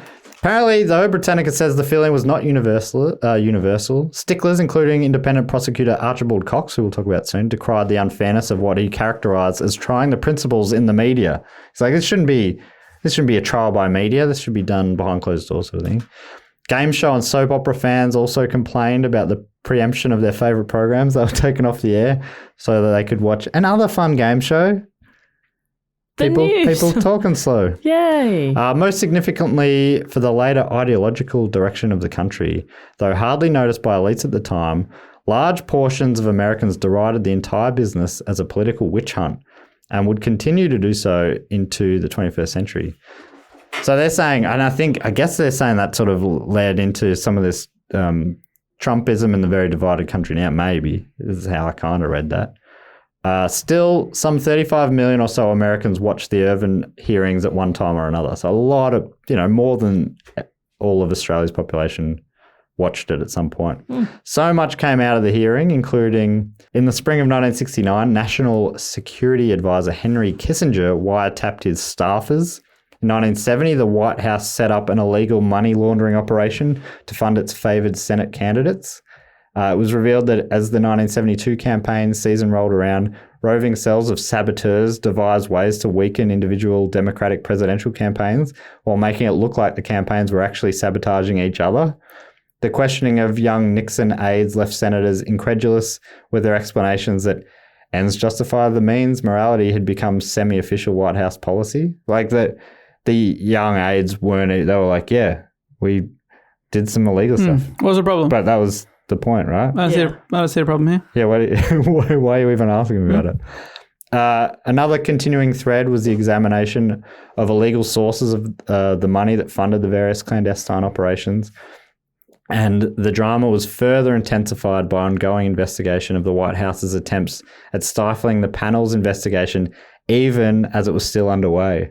So the White House was still trying to make it harder, even, I guess that, they must have seen the writing on the wall, but still he was holding on to power through all of this. The committee tried to get to the bottom of how much Nixon knew, or as Vice Chairman Baker put it, what did the president know and when did he know it? Oh, see, that's an important question people don't always ask. That sounds like another one of those game shows. What did the president know and when did he know it? Right after this. Nixon maintained basically he knew nothing. Sure.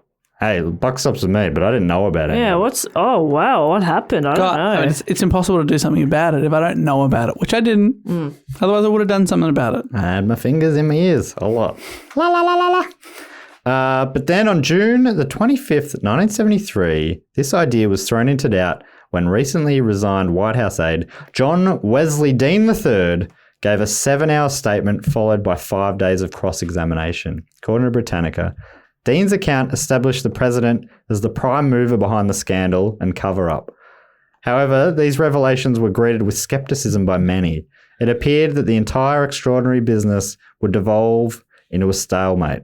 The president's word against one of his aides. This only lasted until the following month, though, when on the 16th of July, former White House staffer Alexander P. Butterfield revealed that Nixon secretly had conversations in his offices recorded. All of them. All conversations in his offices were recorded, and all those tapes were sitting there. Holy shit. He was apparently very paranoid guy.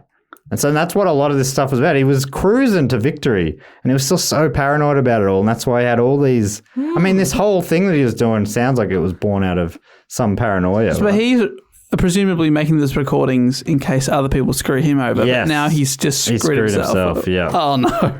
The Senate committee, as well as Judge Sirica and an independent special prosecutor I mentioned before, Archibald Cox, all subpoenaed the tapes. But Nixon refused to provide them. He said, executive privilege. I don't have to. I'm president. I don't have to do it. I got executive privilege. Surely he would have destroyed the tapes as well, right? Are you wondering why the fuck he didn't do that Yeah. on day one of this? Oh, yeah. I don't. That's what I would wonder as well. Right, but he said, I don't recall any tapes. But yeah, instead he said, no, I'm president, so I don't have to. He said, I'll provide written summaries of the tapes instead.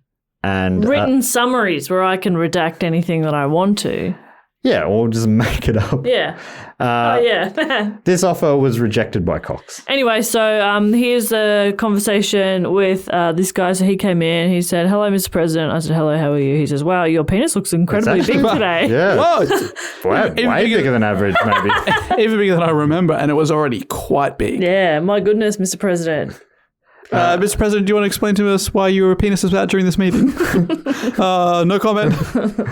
Well, that's what I was trying to protect myself from all along. That's Yeah. right. Embarrassingly, one time my fly was undone and I flopped the chop. My massive hog just poked through. I'm really sorry about that. I'm really sorry that the hog, it got out, you know? It's very distracting for everybody else. I understand. Like, Yeah, how it works. sometimes the hog's got to get out of the sty.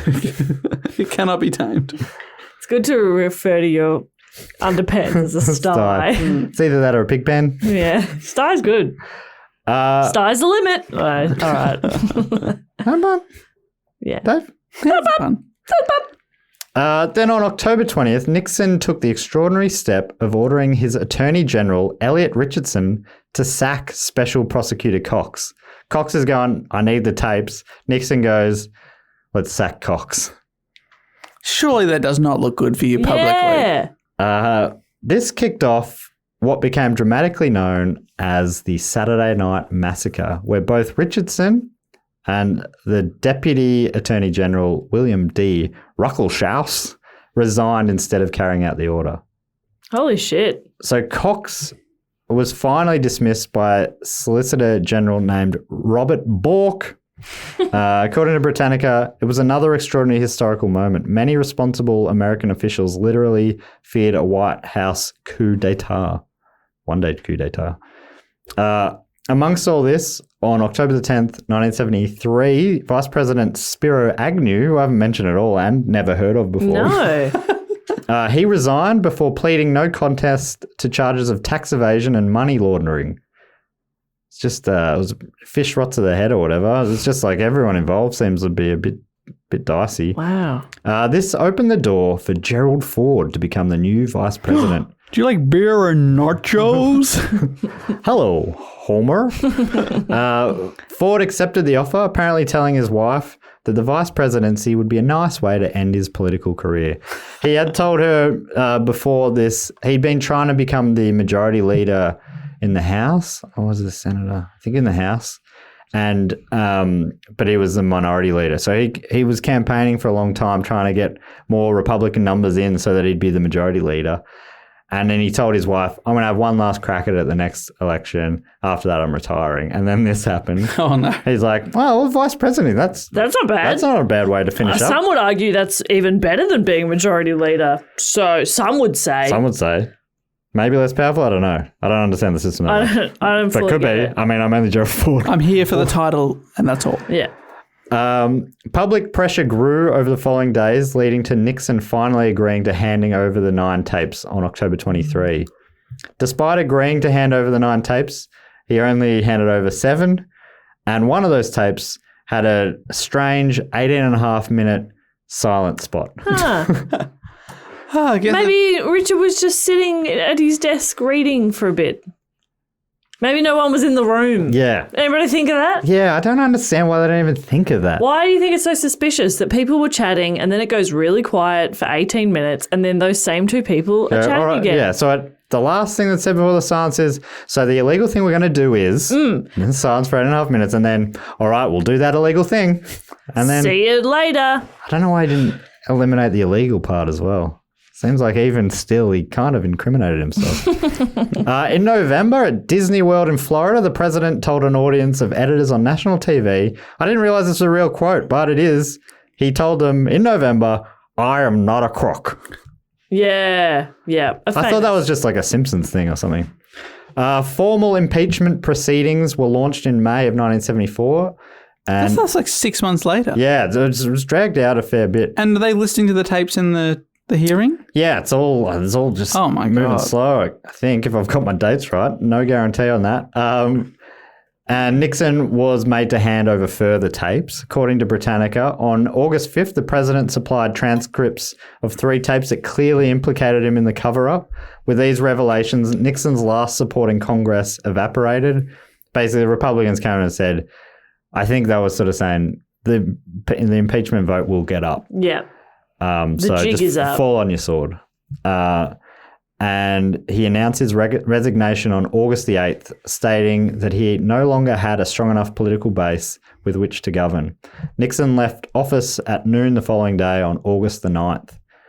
When Nixon resigned, Gerald Ford, hey, Homer, was sworn. Isn't that weird? That's all we know about him. He appeared on The Simpsons once, right at the end of an episode. Yeah. Well, now we know this about him as well. Nixon resigned. Gerald Ford was sworn in as the 38th President of the United States. Not a bad way to finish his career. Yeah, not bad. And his wife's like, I just wanted to go to fucking Hawaii.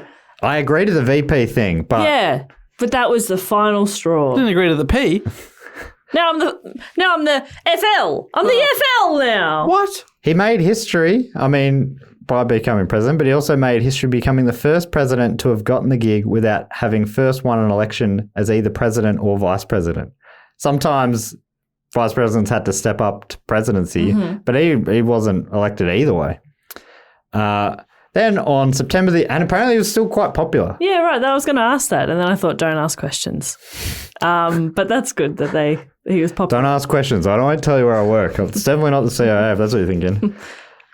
So then on September the 8th, Ford granted Nixon a full and unconditional pardon for any crimes he may have committed while president. May have committed. So, What? and then he can come out and be like, I killed 11 people. Yeah. And Ford's like, He was fully "Whoa." pardoned. Fully pardoned, yeah. That Not sounded a bit everyone. like Dolly Parton too. Fully Yeah, pardoned. fully pardoned. I never promised you. No, that's a different thing. Did Dolly Parton sing a song about being pardoned in a rose garden? I don't think so. I've confused myself again. So he was lucky in that way, but not everyone else was so lucky. The Watergate scandal resulted in 69 government officials being charged Nice. and 48 being found guilty. What a nice amount. According to Britannica, by the time of the pardon, enough Americans had become convinced that Nixon was guilty of crimes that when Ford had pardoned him as quid pro quo for becoming president, that was what they were thinking, then the approval rating of the otherwise popular new president collapsed overnight. Yeah. And it sounded like that was kind of the end of that was the beginning of the end of it for him. Nixon lived on. There's interviews you can watch with him where he's been like post-president, being a bit more open about stuff. Kind of in it. I feel like I can't watch things. So I watch and I go, hey, he seems all right. I feel. You would definitely end up in a cult. Yeah. Dave would be leading it, but you'd be in it. Yeah. You'd be drinking the He Kool-Aid. had some good ideas. Sure, he did some crimes, but I mean, He seems all right. haven't we all? I'd have a beer with him. Yeah. He died. All good things must come to an end. And Nixon died in 1994, after which the rest of the tapes were released and are now available to the public. Apparently people have been going through them and people still finding interesting tidbits. Wow. This one is the one that stood out to me the most. This is from Britannica again. Including the discovery in these tapes was that Nixon ordered the firebombing of the Washington, D.C. think tank, the Brookings Institution, which was never carried out, in an attempt to remove records suggesting that he had conspired to sabotage the 1968 Paris peace talks so that his Democratic opponent in that year's presidential election, Vice President Hubert Humphrey, could not run on a record of having helped end the Vietnam War. So to help get a little edge in the election, he ordered a building be firebombed. Fucking hell. Whoa. Which it was never carried out. So I don't know if he had second thoughts or I don't know why it wasn't carried out. But Didn't have enough fire. that blew my mind. Like, isn't it funny? Because you go crimes where it's like moving money around and stuff that hurt a lot of people in different ways, subverting justice and all these sort of things. Like, these are bad things. But that's just like, you know. And you want to have a beer people. with this guy. Well, I forgot about that part. He's dead. He seems all right. Yeah, he he's seems all all right. Before we finish up, I figure I should talk about the identity of Deep Throat. On May 31st, 2005, it was finally revealed. Vanity Fair magazine identified a former top FBI official named Mark Felt as Deep Throat. He was the second in charge at FBI at the time, so he was a big dog. Wow. So how did he know all that? So the FBI investigations were happening, but they were being quashed a bit, if I'm using that word right. But he was keen to get the truth. So that's why he was sort of motivated to help the journalists a bit, is what my reading of it is. So Felt's identity as Washington's most celebrated secret source had been an object of speculation for more than 30 years, wrote Post reporter David Von Driel the next day. According to the Post, his true identity, the object of countless guesses over the years, remained secret until Vanity Fair's story. I'm the guy they call Deep Throat, Felt told family members. He's like he was telling people. I think once it was out, that was sort of. And was it out with his permission, or was it like? I think so. Yeah, I think it was out with his permission. He was I think he was in his 90s at this point. So even if he was saying it, his family were like, yeah. I'm Deep Throat. Yes. All right, Grandpa. His teeth falling out. All right. Oh, okay, Grandpa. I'm Deep Throat. Okay. Oh my god. And now everyone in the nursing home's yelling, I'm Deep Throat. It's like, oh god. Okay. No, I'm the real Deep Throat. Oh no. Here, have some jelly. Woodward wrote at the time, I was thankful for any morsel of information, confirmation, or assistance Felt gave me while Carl and I were attempting to understand the many-headed monster of Watergate. Because of his position virtually atop the chief investigative agency, his words and guidance had immense and at times even staggering authority. But as the Post noted, Woodward and Bernstein also expressed a concern that the Deep Throat story has, over the years, come to obscure the many other elements that went into exposing the Watergate story, including other sources, other investigators, high-impact Senate hearings, a shocking trove of secret White House tape recordings, and the decisive intervention of a unanimous US Supreme Court. Feels like they're saying Deep Throat's getting too much credit. We did a lot of work, okay? That is what they're saying, but they're also spreading it around. And I think Bernstein especially, because he never even talked to Deep Throat. Yeah. So he was like, I did a lot of work as well. Yeah. It wasn't just Deep Throat giving Woodward stuff. He was only confirming stuff. How many times did you move a pot plant and then walk 2 hours to meet someone in a car park? That's the cool part of the story. Yes. Yeah. This is from Bernstein and sort of basically saying that Felt's role in all this can be overstated. That's what Bernstein said. But he goes on to say, when we wrote the book, we didn't think his role would achieve such mythical dimensions. You see there that Felt/Deep Throat largely confirmed information we had already gotten from other sources. So he confirmed it. He wasn't the one. We got the info and then he helped confirm it. Yeah. But I think, the name Deep Throat definitely would have helped on that as well. And the fact that it turned out to be second in charge at the FBI. Yeah, huge. Fun fact to finish. Well, fact to finish. Thank you. I'll decide. The term follow the money was popularized by the 1976 film All the President's Men, which was based on the book by Bernstein and Woodward. The film stars Robert Redford and Dustin Hoffman as Woodward and Bernstein. And the phrase is now shorthand for suggesting corruption can be uncovered by examining money transfers between parties. Follow the money. That's a fact. That's cool. How was that fun? Well, you'd say that around at a dinner party, would you? Yeah. And I'm pretty sure that's exactly what Waylon Smithers says when they're parodying it as well. Follow the money. Follow the money. Like chomping on a cigarette, follow the money.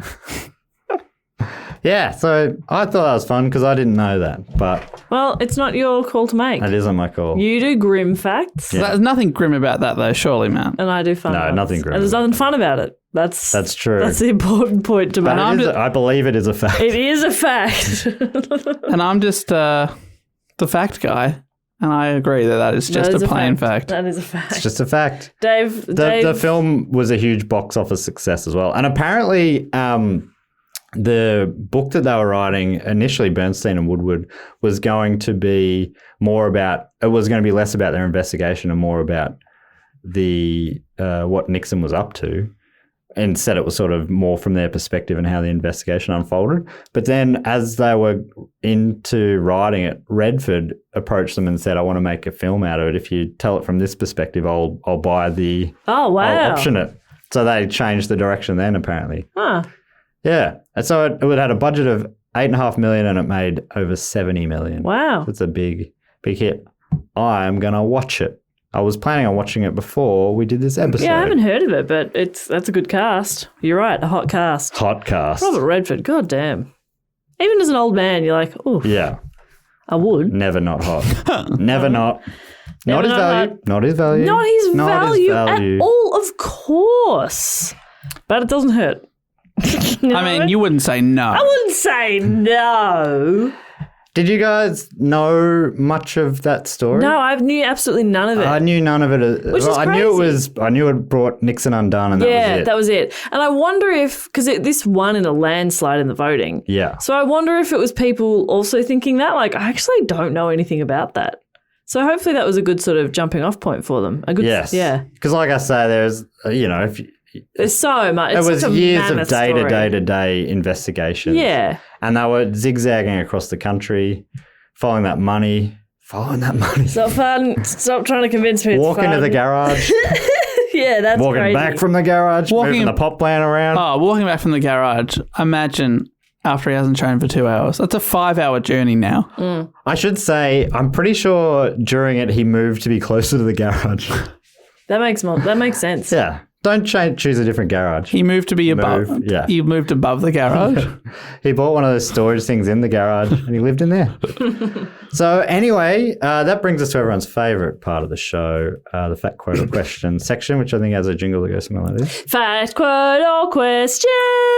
He always remembers the ding. I did this part of the show by myself for last week's episode, and I had to do the preamble of setting it up that I believe it has a little jingle, and then I had to sing it, and then I had to do the ding, and I was like, this is so much work. Yeah, I did it all the week before, and I was losing my mind. I was sitting in bed down in Tassie after having a few beers the night before, and it was one take, obviously. Yeah. And I reckon I lost my mind during I it. hated it. Did you?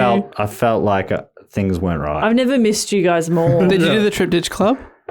Yes. Did you hype them up and I then refused also? to. I did it all. And then hyped yourself? I did it all, yeah. No. I did every single bit. I got to listen. Absolutely lost my I drew head. the line. I drew the wish line. I I was did. like, I couldn't possibly do it. I didn't want them to feel like they'd been ripped off. I know, but I said if you felt ripped off, Oh, great. send us an email. If you care about this and if this is something really important And to you you, let us should. know. You really should. Did they let you know? Nobody has. Well, that makes me feel absolutely redundant. Yeah, and Dave, we've been saying that for years. Well, the hype man is an essential part of the Yes, show. I am the hype man for you, Yeah, but and I'm the essential bit. who are you hyping if I'm not here? Oh. Exactly. And Oh, you no. proved that by not having anyone to hype last week. All right, well, let's do some facts, some quotes, and some... Yeah, so you can get involved in this by going to patreon.com/dogoonpod. Yeah, this is Or- very bizarre if you've never heard it before. Or you can go to dogoonpod.com and it's all explained there. And you get involved at the Sydney Scheinberg Deluxe Memorial Edition Rest in Peace level, and then you can get involved with all sorts of rewards at different levels. I mean, get on there and you'll see. But, It explains it pretty well. but we're talking 3 bonus episodes. You can be in the Facebook group. You get pre-sale tickets to live streams and also live shows. You also get little discounts. Your weekly newsletter. On some of the higher things, we get a monthly video message. There's all sorts of things depending on where you are on level. The Sydney Scheinberg one is one of the higher ones. You get nearly all that stuff from the video message, but you also get to give us a fact, a quote, or a question. You also get to give yourself a title.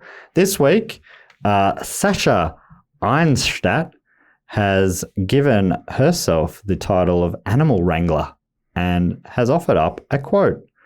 And Sasha's quote is, reporter, did you visit the Parthenon during your trip to Greece? Shaquille O'Neal, I can't really remember the names of the clubs that we went to. What's one of his nicknames? Shaq Fu. Shaq Fu. So Shaq Fu, funny. you've done it again. That's so good. Here comes the Shaq attack. Shaq attack. That's a fun quote. I don't remember the names of the clubs. The Parthenon. Very good stuff. I can't tell if he's in on that or not. He's a funny guy. He's a very funny guy. Yeah. Yeah, I reckon he's in on that for sure. Thank you so much, Sasha. Great quote. I don't read these, so I read them. So when I slightly butcher it like I did then, that's not my fault. No, that's not your fault. I mean, I've just done a whole episode of slightly butchering my own report, so... That's just your eyes not communicating with your brain. That's not your fault. Not my fault. It's my eyes and my brain. Yeah. Tell it to them. Take it upstairs. Yeah, good luck. Goes all the way to the top. This problem. Oh, do you think I'm involved with those guys? I mean, my eyes have worked with me sometimes, sure. Sure. But my eyes have looked at a lot of things. My eyes work with a lot of people. Next one's from Paul McNally. Maybe I wonder if you're any relation to Rand. Rand McNally. And Paul's title is Official Environmental Disaster Assessor of the Do Go On Report Universe, bracket, still working through the Halifax explosion. Holy moly. That's big work. Yeah. Sorry about that, Paul. Hopefully you've been paid all right. Yeah, a lot of cleanup. Paul asks a question. Here is his question. This question is specifically for Matt. Sorry, Jess and Dave. Oh, great. I'll sit this one I'm out. going to have a nap. Matt, can you please say thank you to my fellow Patron and now brother-in-law, Ian Ma, as in Ray Ma? You were correct. How did he know? Oh, yeah, okay. For the congrats video he got you to do for myself and my wife. It was great, very loose and very fun. I did a cameo video for welcoming him into the family, Ian Ma. And what a funny way to thank me. Wait, what's the question? Oh, this is good. The question is, can you? Oh, can you please say thank you to my fellow? Oh, yes, okay. And the answer is no. I've been so confused Absolutely by that. not. So, next. So that's How funny that that absolutely confused me. All of a sudden, I thought I was talking to Ian Ma, but no. This is from Paul McNally. Yes. Paul wants me to thank Ian Ma. Ian Ma, thank you so much. because Ian welcomed Paul into the family. Yes. Through you. That's very nice. Do they talk exclusively through you Yeah, now? Ian, does you feel should like- maybe learn to communicate, my bro. I love it. I think it's so fun. Can you ask Ian to pass the salt? But like, there's a time difference, so Paul's really gone without salt for a long time. I love it. I love it. That they talked exclusively through Patreon and Cameo shoutouts. Great work, Paul. Thank you very much. And obviously, great work, Ian Ma. Next one comes from Kevin Vinson, who has given himself the title of Chief Engineer for Do Go On Search for Extraterrestrial Intelligence, doing God's work there. Kevin has offered us a fact. Jess and Dave are laughing because they're doing weird that's body language very together. funny. I did a silent little clap because that made me laugh so much, and then just imitated my clap. I put my the bottom of my Clapping your wrists clapping my wrist. together. You can't hear this. He looked so dumb. Well done. I love it. I love it so much. Sorry. So Kevin's given us a fact, and his fact is the Square Kilometre Array, or Oh, you've lost me SKA, already. radio telescope being built in Western Australia is so sensitive it could detect an airport radar at a distance of 10 light years. 10 light years covers 10 to 12 stars. Whoa. That's big. I have a funny feeling that because you shorten Square Kilometre Array to SCAR, I reckon that might be where that fact came from. But My favorite music, ska. favorite is that also your favorite radio telescope? Yes. Those That's kind of very- facts I can never get my head around. Yeah, I don't understand that at all. But that sounds amazing. it's a long, long way that it can detect a little signal. And Kevin, I'm guessing he works in that field. So, great work. Great work. Like I said, doing God's work. Keep watching the skis. I mean, skies. This final one comes from Zach Dobrin, who is the president of Reminders for the Day One quote. Oh, yeah. Day one. Day What, One. who knows what you were talking about when you said it? Nobody. There were some listeners who seemed to think it made sense. They are obviously off their rocker as well. You didn't know. Yeah, that was the Day amazing one. thing. They were like, Day I knew where you were one. going with that. Oh, Did you? where was I going with that? I can't even remember what that episode was. No, now. me either. Zach Dobrin has a question. What is one cultural/social norm in the world that you would change if you could, and why? Oh, that's a Dave, hard one. clapping with wrists? Yeah, the people not clapping with wrists. Oh, that's really Oh, okay. Them insisting they have to wash your hair at the hairdressers. Do not like Oh, that. I love. I love getting my hair Do washed. not like like that. a head massage. I Very think nice. it should be optional. Okay. A lot of places it doesn't seem optional. Feels weird if I say, please don't touch me. I got a weird one, and people make fun of me for this. But I would stop people blowing out candles on birthday cakes. Oh, because it's a bit gross. Yeah. I agree. More so now with COVID Yeah. type stuff. Yeah. Oh, yeah. But We you just think blow- you're an early we know adopter. you're blowing spittle onto the cake and they're going to want some. Especially a child. Yeah, I was going to say, it should be like a certain age. It takes you're allowed like to. sometimes they're taking 10, And they're 11 literally going- dozen goes. to do it because they don't know how to blow air yet. No. Yeah. That's a good one. Oh, yeah. Oh, I thought I was really expecting you to turn on me there. So Oh, thanks for okay. coming on The board. birthday Grinch is here. Oh, bloody. That's what I think. I do feel a bit like that as well. I like to lick my fingers and put them out like that. Tss, tss. Oh, I like to lick my fingers and rub it on top of the cake. I finger the cake. Will not blow on it, but I'll finger it. How do you? Are you so staunch about that you will not eat a cake that's had I been don't blown tend to out? eat cake that much anyway, but yeah, I pretty much won't eat those cakes. It makes it an easy decision. What if it looks fucking good? Oh, it'd be tricky. Yeah. And yeah, it depends on where I am in my head. More cake for me. But I agree that if it's something that you could silently change, Yeah, like, for me the hairdresser thing, Yeah. I'd love that. Just make either you get the candles. It's a bit of fun blowing out the candles. Maybe there could be like a birthday candle stick, and it's a separate tradition where people go and blow out a candle. Love it. I mean, that sounds Hey, we'll keep the fun. that sounds joyful. Kids will love it. Hey kids, go get the stick. It's time to blow out the stick. And then they can go That's the best of both worlds. or you're known as like the birthday Grinch. Before they light the candles, they cut out a small segment, put it in a bowl, and you're holding it. You've got like a piece of Glad rubber over the top of it, and then they Standing go, in a hazmat "All right, suit." right now, little Jessie, now you can blow out your cake." All right, Jess, do you have an idea for No, something? I can't think of anything. I think I must just be incredibly easygoing. Yeah, you just love. I love everyone Tradition. and everything. I don't care about spit. Yeah, I mean, like most people would say, it doesn't really hurt anyone. It's just meant that some people have had colds that they didn't need to Yeah, get. absolutely. No, I think you're right on that one, but I can't think of anything. Good examples though. But no, I can't think of anything. Nothing. I reckon I've heard people talking about getting rid of handshakes for good and hugs with people unless you're real close or even all together. I don't always like you'll meet someone for the first time and they'll go for the hug. I'm like, I don't fucking know you. Well, they're going for the cheek kiss. I don't yeah. really like that. Yeah. I only like that with people I really know. And their cheeks. That And you even admire. then, go for my mouth. yeah. You know want what I that? mean? Yeah. I mean, if you're going to kiss, Don't. let's not waste this. But I know Come you on, all incredibly in. well and I would hug you, but I've never kissed you on the cheek. I think a hug is more than that. I agree with you that it shouldn't be just given away to a stranger. I Yeah. think the kiss on the cheek is an old school we thing, don't right? do it really, yeah. That's an Arnie's thing. Yeah.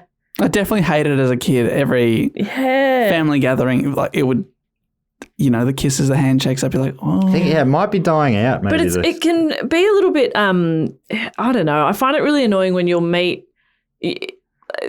someone for the first time and they'll shake everyone's hands and then kiss the lady. I'm like, yeah. shake my fucking hand. yeah, I agree. You're allowed to shake women's hands. Yeah, that's Just shake my hand and say, nice to meet you. I don't want to hug you. You're a stranger.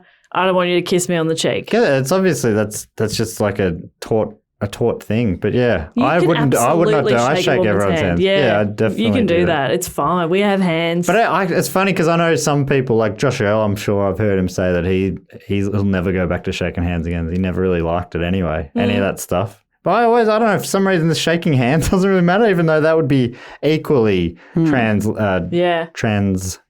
transporting, let's say.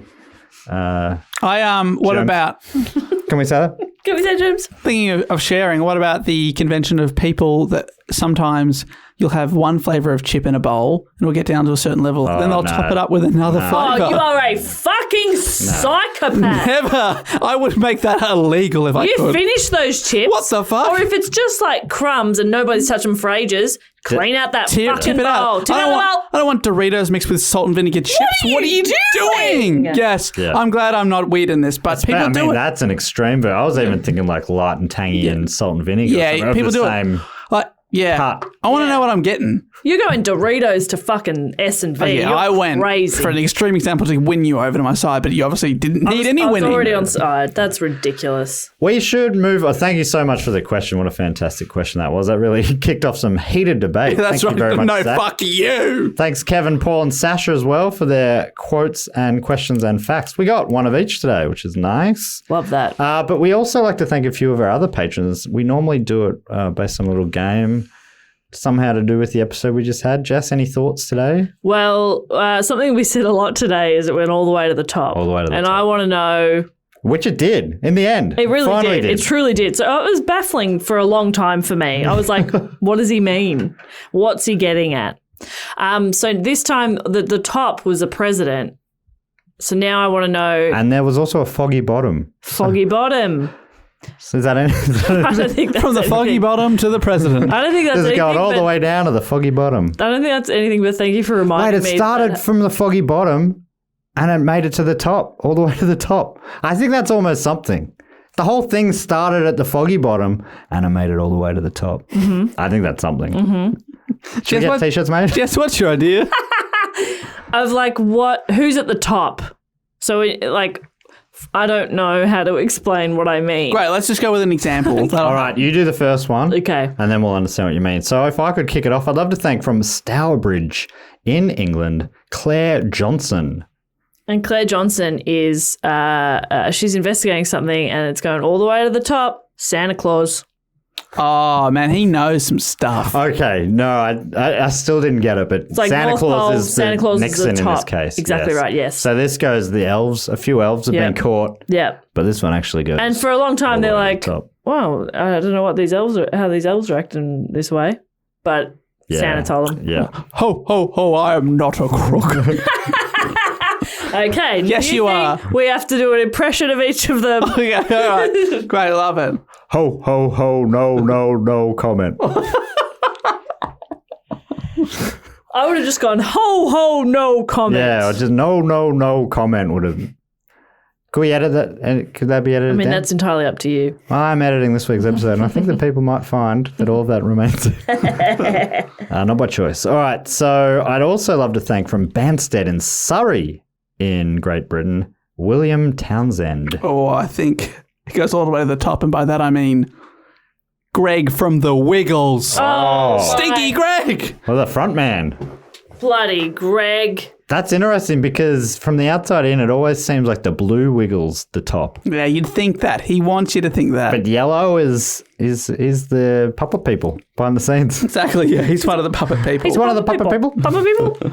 Wow, William So Townsend. he, What's impression. what's happened here? Wake up, Jeff. I am not a crook, yeah. Beautiful. Beautiful. And William Townsend is involved somehow in this.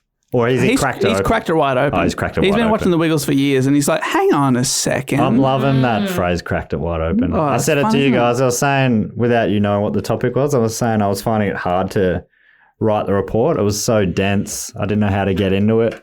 And then I sent you a message late last night. I said, I think I've cracked it wide open. Yeah, that's right. It makes complete sense now. Yeah, now you Having get no why I idea had what you were that. talking about. William Townsend, well done. Great work cracking Greg open, wide open. And finally, I'd love to thank from Greenock in Inverclyde in Great Britain, Scott Coventry. Scott Coventry, obviously, goes all the way to the top to Her Majesty the Queen. Oh, no. Whoa, She's in whoa, on it. whoa. Yeah. Oh, no. But he's broken it open. I have a funny that name did sound Scottish like, and I reckon a Scot would love. Yeah, you'd take that, wouldn't you? It would be pretty stoked. Bringing with down that. the Queen. It is in Scotland. Yeah. No, I am not a crook. They're great, yeah. New. Tea? I'm not a cook. Tea? Saying it to the investigators who were there. No, I'm not a crook. Tea. It definitely has something to do with the corgis as well. Yeah. Oh, yeah. The corgis. Yeah. Something they Puppy farm. they shat somewhere. Buckingham Palace is a puppy farm for corgis. One of the corgis shits out some poppy seeds, and at first it seems like. Wait, what did you say? I thought you meant like Puppy farm. like a baby cocaine. dog. What do poppies make? Heroin or coke? Heroin. Oh. Heroin. Oh, mosey on here. You're like, and then Jess just look at you and you said, all right, one of them eats shits out a poppy seed. And what the hell are you talking about? I was like, where's he going with this? No, she's selling black market puppies. Oh, wow. Jeez, yeah, that's surprising. Yeah. There you go. Well, money's tight. Yeah, money talks. Follow it. Follow the money. Follow money. Okay, now I get that that's a fun fact. Okay, thank God. I'm lying. That's still Oh, a boring no. fact. All right, who's going next? Thanks, Scott. Thanks, Me. William. Thanks, Claire. I would love to go. I would love to thank from Daventry. Ooh. Cool, Also charmed, I'm in sure. I would love to thank Louis Williams. Louis Williams, all right, all the way to the top. Could also be Lewis, but it's probably, I don't know. We're talking all the way to the top. Gil McLaughlin, No. No! yeah. head of the AFL. You are joking. And I mean, you know, I would not be all that surprised if something was found out that went all the way to the top there. Yep. He was involved in one of those au pair scandals, I'm pretty sure. Oh, yeah, there's always an au pair. Allegedly. Allegedly. I mean, but what I love what Louis done there is, as an Englishman, come in. Yeah, Gil has no idea Yeah. that he knows who he even is. yeah. But he's come in possibly as an au pair. Yeah. Because the au pair scandal, if you don't know, it wasn't like they weren't trading au pairs or anything. It was they used their influence to get a visa. Yeah, for they their got a au pair. visa through to, call up relevant ministers and stuff like that. But Louis, he's cracked it wide open. Whoa, the au pair scandal. You don't see an Englishman coming for the AFL head. And what's the saying here? Hang on. Goal, 6 points. I'm not a crook. Goal, 6 points. That's what I say. Goal, 6 points. Couldn't think of it. What's a football phrase? Goal. Goal, 6 points. Yeah, Thank goal, you, 6 thank points. Everyone says that all the time. Goal, 6 points. I say, oh, come on, Dusty. Yeah, goal, 6 points. Goal, 6 points. Goal, 6 points, they chant. And that's definitely what Gil McLaughlin, the Yes. head of the AFL, he's also a goal umpire. So far, Sorry, Matt, he's a goal, 6 points umpire. Goal, 6 points umpire. just because you might not know that if you get a goal, you get 6 points.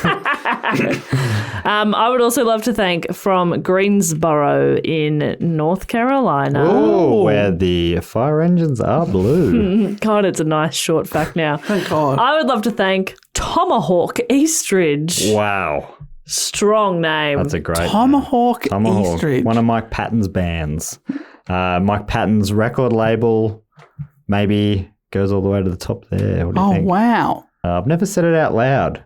Ipecac. Is that how you say it? Ipecac? Ipecac, I think. Ipecac. I Wow. was And wrong. Mike Patton, this is it. I'm not a crook. Perfect. Perfect. Thank you. He's getting better and better, honestly. That, honestly, it was very difficult to do an impression of Gil McLaughlin, so I'm glad we brought it back to someone who vaguely I know what they sound like. Yeah, and also we did a past topic of the show. Well, so was AFL. That's right. That's right. We didn't talk enough about And Gil. the Queen. Yes. Yes. Who Well- did the Queen? I did very early on, Yeah. over 5 years ago. Fucking hell. topic. Good that I have no idea then. And you talked about, because I watched The Crown this season, one of the episodes was dedicated to that guy who broke in. Oh, yes, I just watched that. It's a good app. I was sad to Does see it was fairly fictionalized because he Yes, the he scene. got quite a diatribe off. I'm like, Yeah. did this happen? Yeah, the scene between them was really good, but Not Yeah. accurate. it was Netflix. And finally, for me, I'd love to thank from Dublin, in Ireland. I would love to thank Connor Tyrrell. Connor Tyrrell. It goes all the way to the top, and there's only one Irish person that it goes all the way to the top Oh to. no, don't do it. You better believe Don't it. piss off Connor. Yeah, it goes all the way. Connor's a big sportsman. Pick an Irish sports star. Who are you talking to? Okay, let me think if I can think of one. Owen Morgan, Oh, Morgan, the cricketer. the cricketer. That's the only. Who would you have said for an Irish sports star? No, that's a good one. I would have said St. Patrick. Didn't he play polo or something? Surely, at some point, St. Patrick. St. Patrick. There you go. St. Patrick. all the way Ty to the Kennelly, top. maybe. Oh, Jim yeah. Steins. These are all Australian. Oh, okay, Irish. right. Even the one I named plays cricket for England. Okay. Let's go with St. Patrick. It goes all the way to St. Patrick. Who Whoa. sounds like Woo! I'm wasted on St. Patrick's Day. I'm not a crook. and he's telling the truth because he's wasted. Yeah. Yes, I think that says a lot about it, doesn't it? So thank you so much to Connor Tyrrell there. On your Connor. I would like to thank from Barrow-in-Furness, Cumbria, Great Britain, fantastic there, Jack Hall. Jack Hall. That's a name you can set your watch to. Yeah, Jack Hall. 4 and 4. Jack Hall. Jack Hall. Jack Hall from where? Cumbria. Don't know anything about it. What's Cumbria? Tell me about Cumbria, Dave. Barrow-in-Furness is there. Okay. Jack lives there. Oh, Jack Daniels. Yeah. It goes all the way to the top. Jack Daniels. Yeah. Like all the Top of what? Tennessee bourbon industry. Oh, Is that what it's wow. Tennessee Wow. whiskey? Yeah. Yeah, whiskey. No. I don't know. Yeah.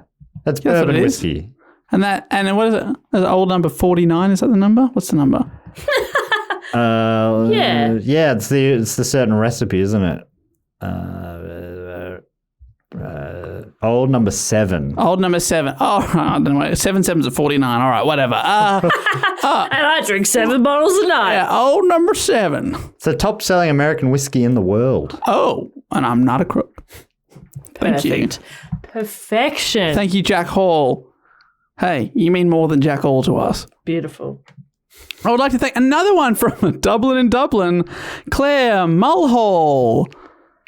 Claire Mulhall, another Dubliner. What about it goes all the way to the top? And above the top, I'm talking about The Edge. Whoa. You think Bono's calling the shots? He ain't. no, It's no, all about no. The Edge. Yeah. The Edge. Real name, something like Greg Partridge or something. Oh, it was Greg Edge. Greg Edge. Greg Edge. Greg Edge. Sean Greg Edge, Stanford. Oh, I'm Greg Edge. I play the guitar. Yeah. I'm putting on an accent here. Actually, Irish. I'm Irish. Oh, and not a crook. How did he say that? I'm not a crook. I'm Greg Edge. I'm not a crook. Oh, that's good. But I thought he'd speak Not like like this. you too. I thought he let his guitar do the talking. Yeah. Example. Yeah. For example. Claire Mulhall, thank you so much. And that was a perfect example too. Thank you. And finally, for this week, I would like to thank from Manchester in the greatest of Britons, Juliet Curran. Juliet Curran. Shakespeare. Oh, it goes all the way to the top. Shakespeare. So, take that. That's, Right. Wow. So is that sort of the top of the theatre? Is he sort of the head of theatre? Yes, he's the head of theatre. Bloody hell. And it goes all the way back to him. Yes. So now is the winter of our discontent. I am not a crook. Perfect. Thou Thank you. is not the crooketh. Thou shalt not crooketh. Well, that just brings us to the end of that section of the Patreon shoutouts. Thank you to everyone that does support us on Patreon. And Matt, there's only one thing left to do before we boot this baby home. Well, that's to get into the Triptych Club, see who we've got to welcome in this week. And we have a few inductees. The way the Triptych Club works is if you are signed up to support us on the shout out level or above for 3+ years, you get inducted into the Triptych Club, a beautiful club where we've really been curating a sweet vibe in here for a little while now. I'm on the door with the checklist. I got the door list here on a clipboard. Jess is putting together some hors d'oeuvres, some cocktails. Yep. Dave's booked a band. Who have you booked this week, Dave? We've got Westlife. Okay. Wow. Irish boy band? Yeah, hell yeah. Is that Ronan Keating's band? Yes. Yep. Oh, there's him, and there's sorry. also the other Boytown? Boyzone? Boyzone, yeah, which is Westlife. What? Westlife. Westlife, best life. The other one's Brian McFadden, right? Holy shit. Would you believe the first person to be inducted this week? Before we induct him, though, Jess, what are you serving here today? Westlife is Brian McFadden. Okay, fantastic. I love it. And their great song, Swear It Again. This week, in honour of the topic, Watergate, we are serving water. You are shitting me. No, people have been asking for a while, but it didn't feel appropriate, and today's the day. We can actually serve water now. Whoa. As for food, I have pulled down a gate from out the front. It's a little wooden gate, so Wooden. everyone just help yourself to bits of wood. Yum. Love wood. Yep. All right. I mean, all the other food is still up, and other bands. Why are do you still need playing? more food? I've got I mean, bits this of is wood. the worst combination of music, on. food, and drink we've Come had. on, mate. I got water and wood for you. What do you want? Fucking Brian McFadden, mate. What do you want? I'm so sorry. Sorry, to we learn couldn't get that, Ronan please. Keating. We'll get him next week. Brian How about that? McFadden went out with Delta Goodrum Come for on. ages. He's like, ugh. And we got him. Well, Shit. Shit. I've lost my mind. I know. Who we got? All right. I'm going to hype. Yeah, we're hyped. We're The way ready. it works We're is ready. what we're talking about before. I'll hype up these people and then Jess will hype me up. I was looking ahead. There's a Ronan coming up, but he's not here today. Who have we got today? Firstly, we got 3, Dave. Okay. Oh, God. So start strong, end strong, please, and middle strong. All right, Yeah, brilliant. very strong. From Mayfield Heights in Ohio, God's country, it's Nicholas Gilbert. Oh, I pronounce you not Gilbert. Yes! Not guilty! Yeah. It's a pun. Thanks, Judge. Thanks for. Sometimes I need just to explain it, otherwise it doesn't make any sense. I might have forgot to explain that Dave hypes them up as they come in, enter the club, and then Jess hypes up Dave. Yeah. Let's get Top some work. momentum. Yeah, all right. Second up, from Huonville in Tasmania, got absolutely beautiful country down there. It's Zach Llewellyn. Zach, attack. Llewellyn, yeah. Yes! Zach, middle name, attack, Llewellyn, Yeah. yeah! Thank you so much. You're really carrying this segment. Finally, from Medford in Oregon in the United States, it's Connor Smith. Well, let's put this to Medford. Connor's Yeah! in. Put it to bed! Put it to bed! Was there not 4?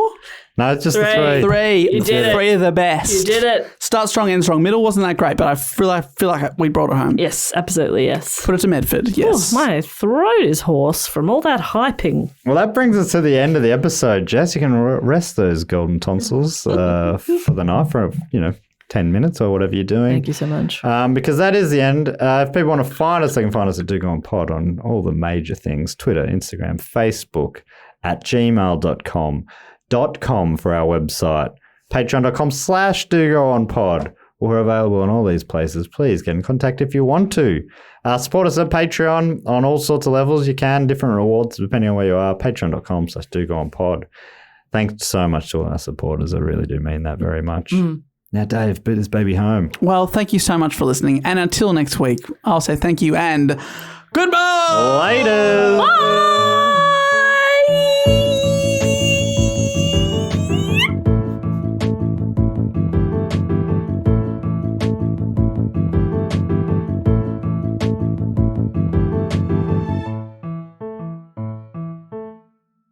This podcast is part of the Planet Broadcasting Network. Visit planetbroadcasting.com for more podcasts from our great mates. I mean, if you want. It's up to you.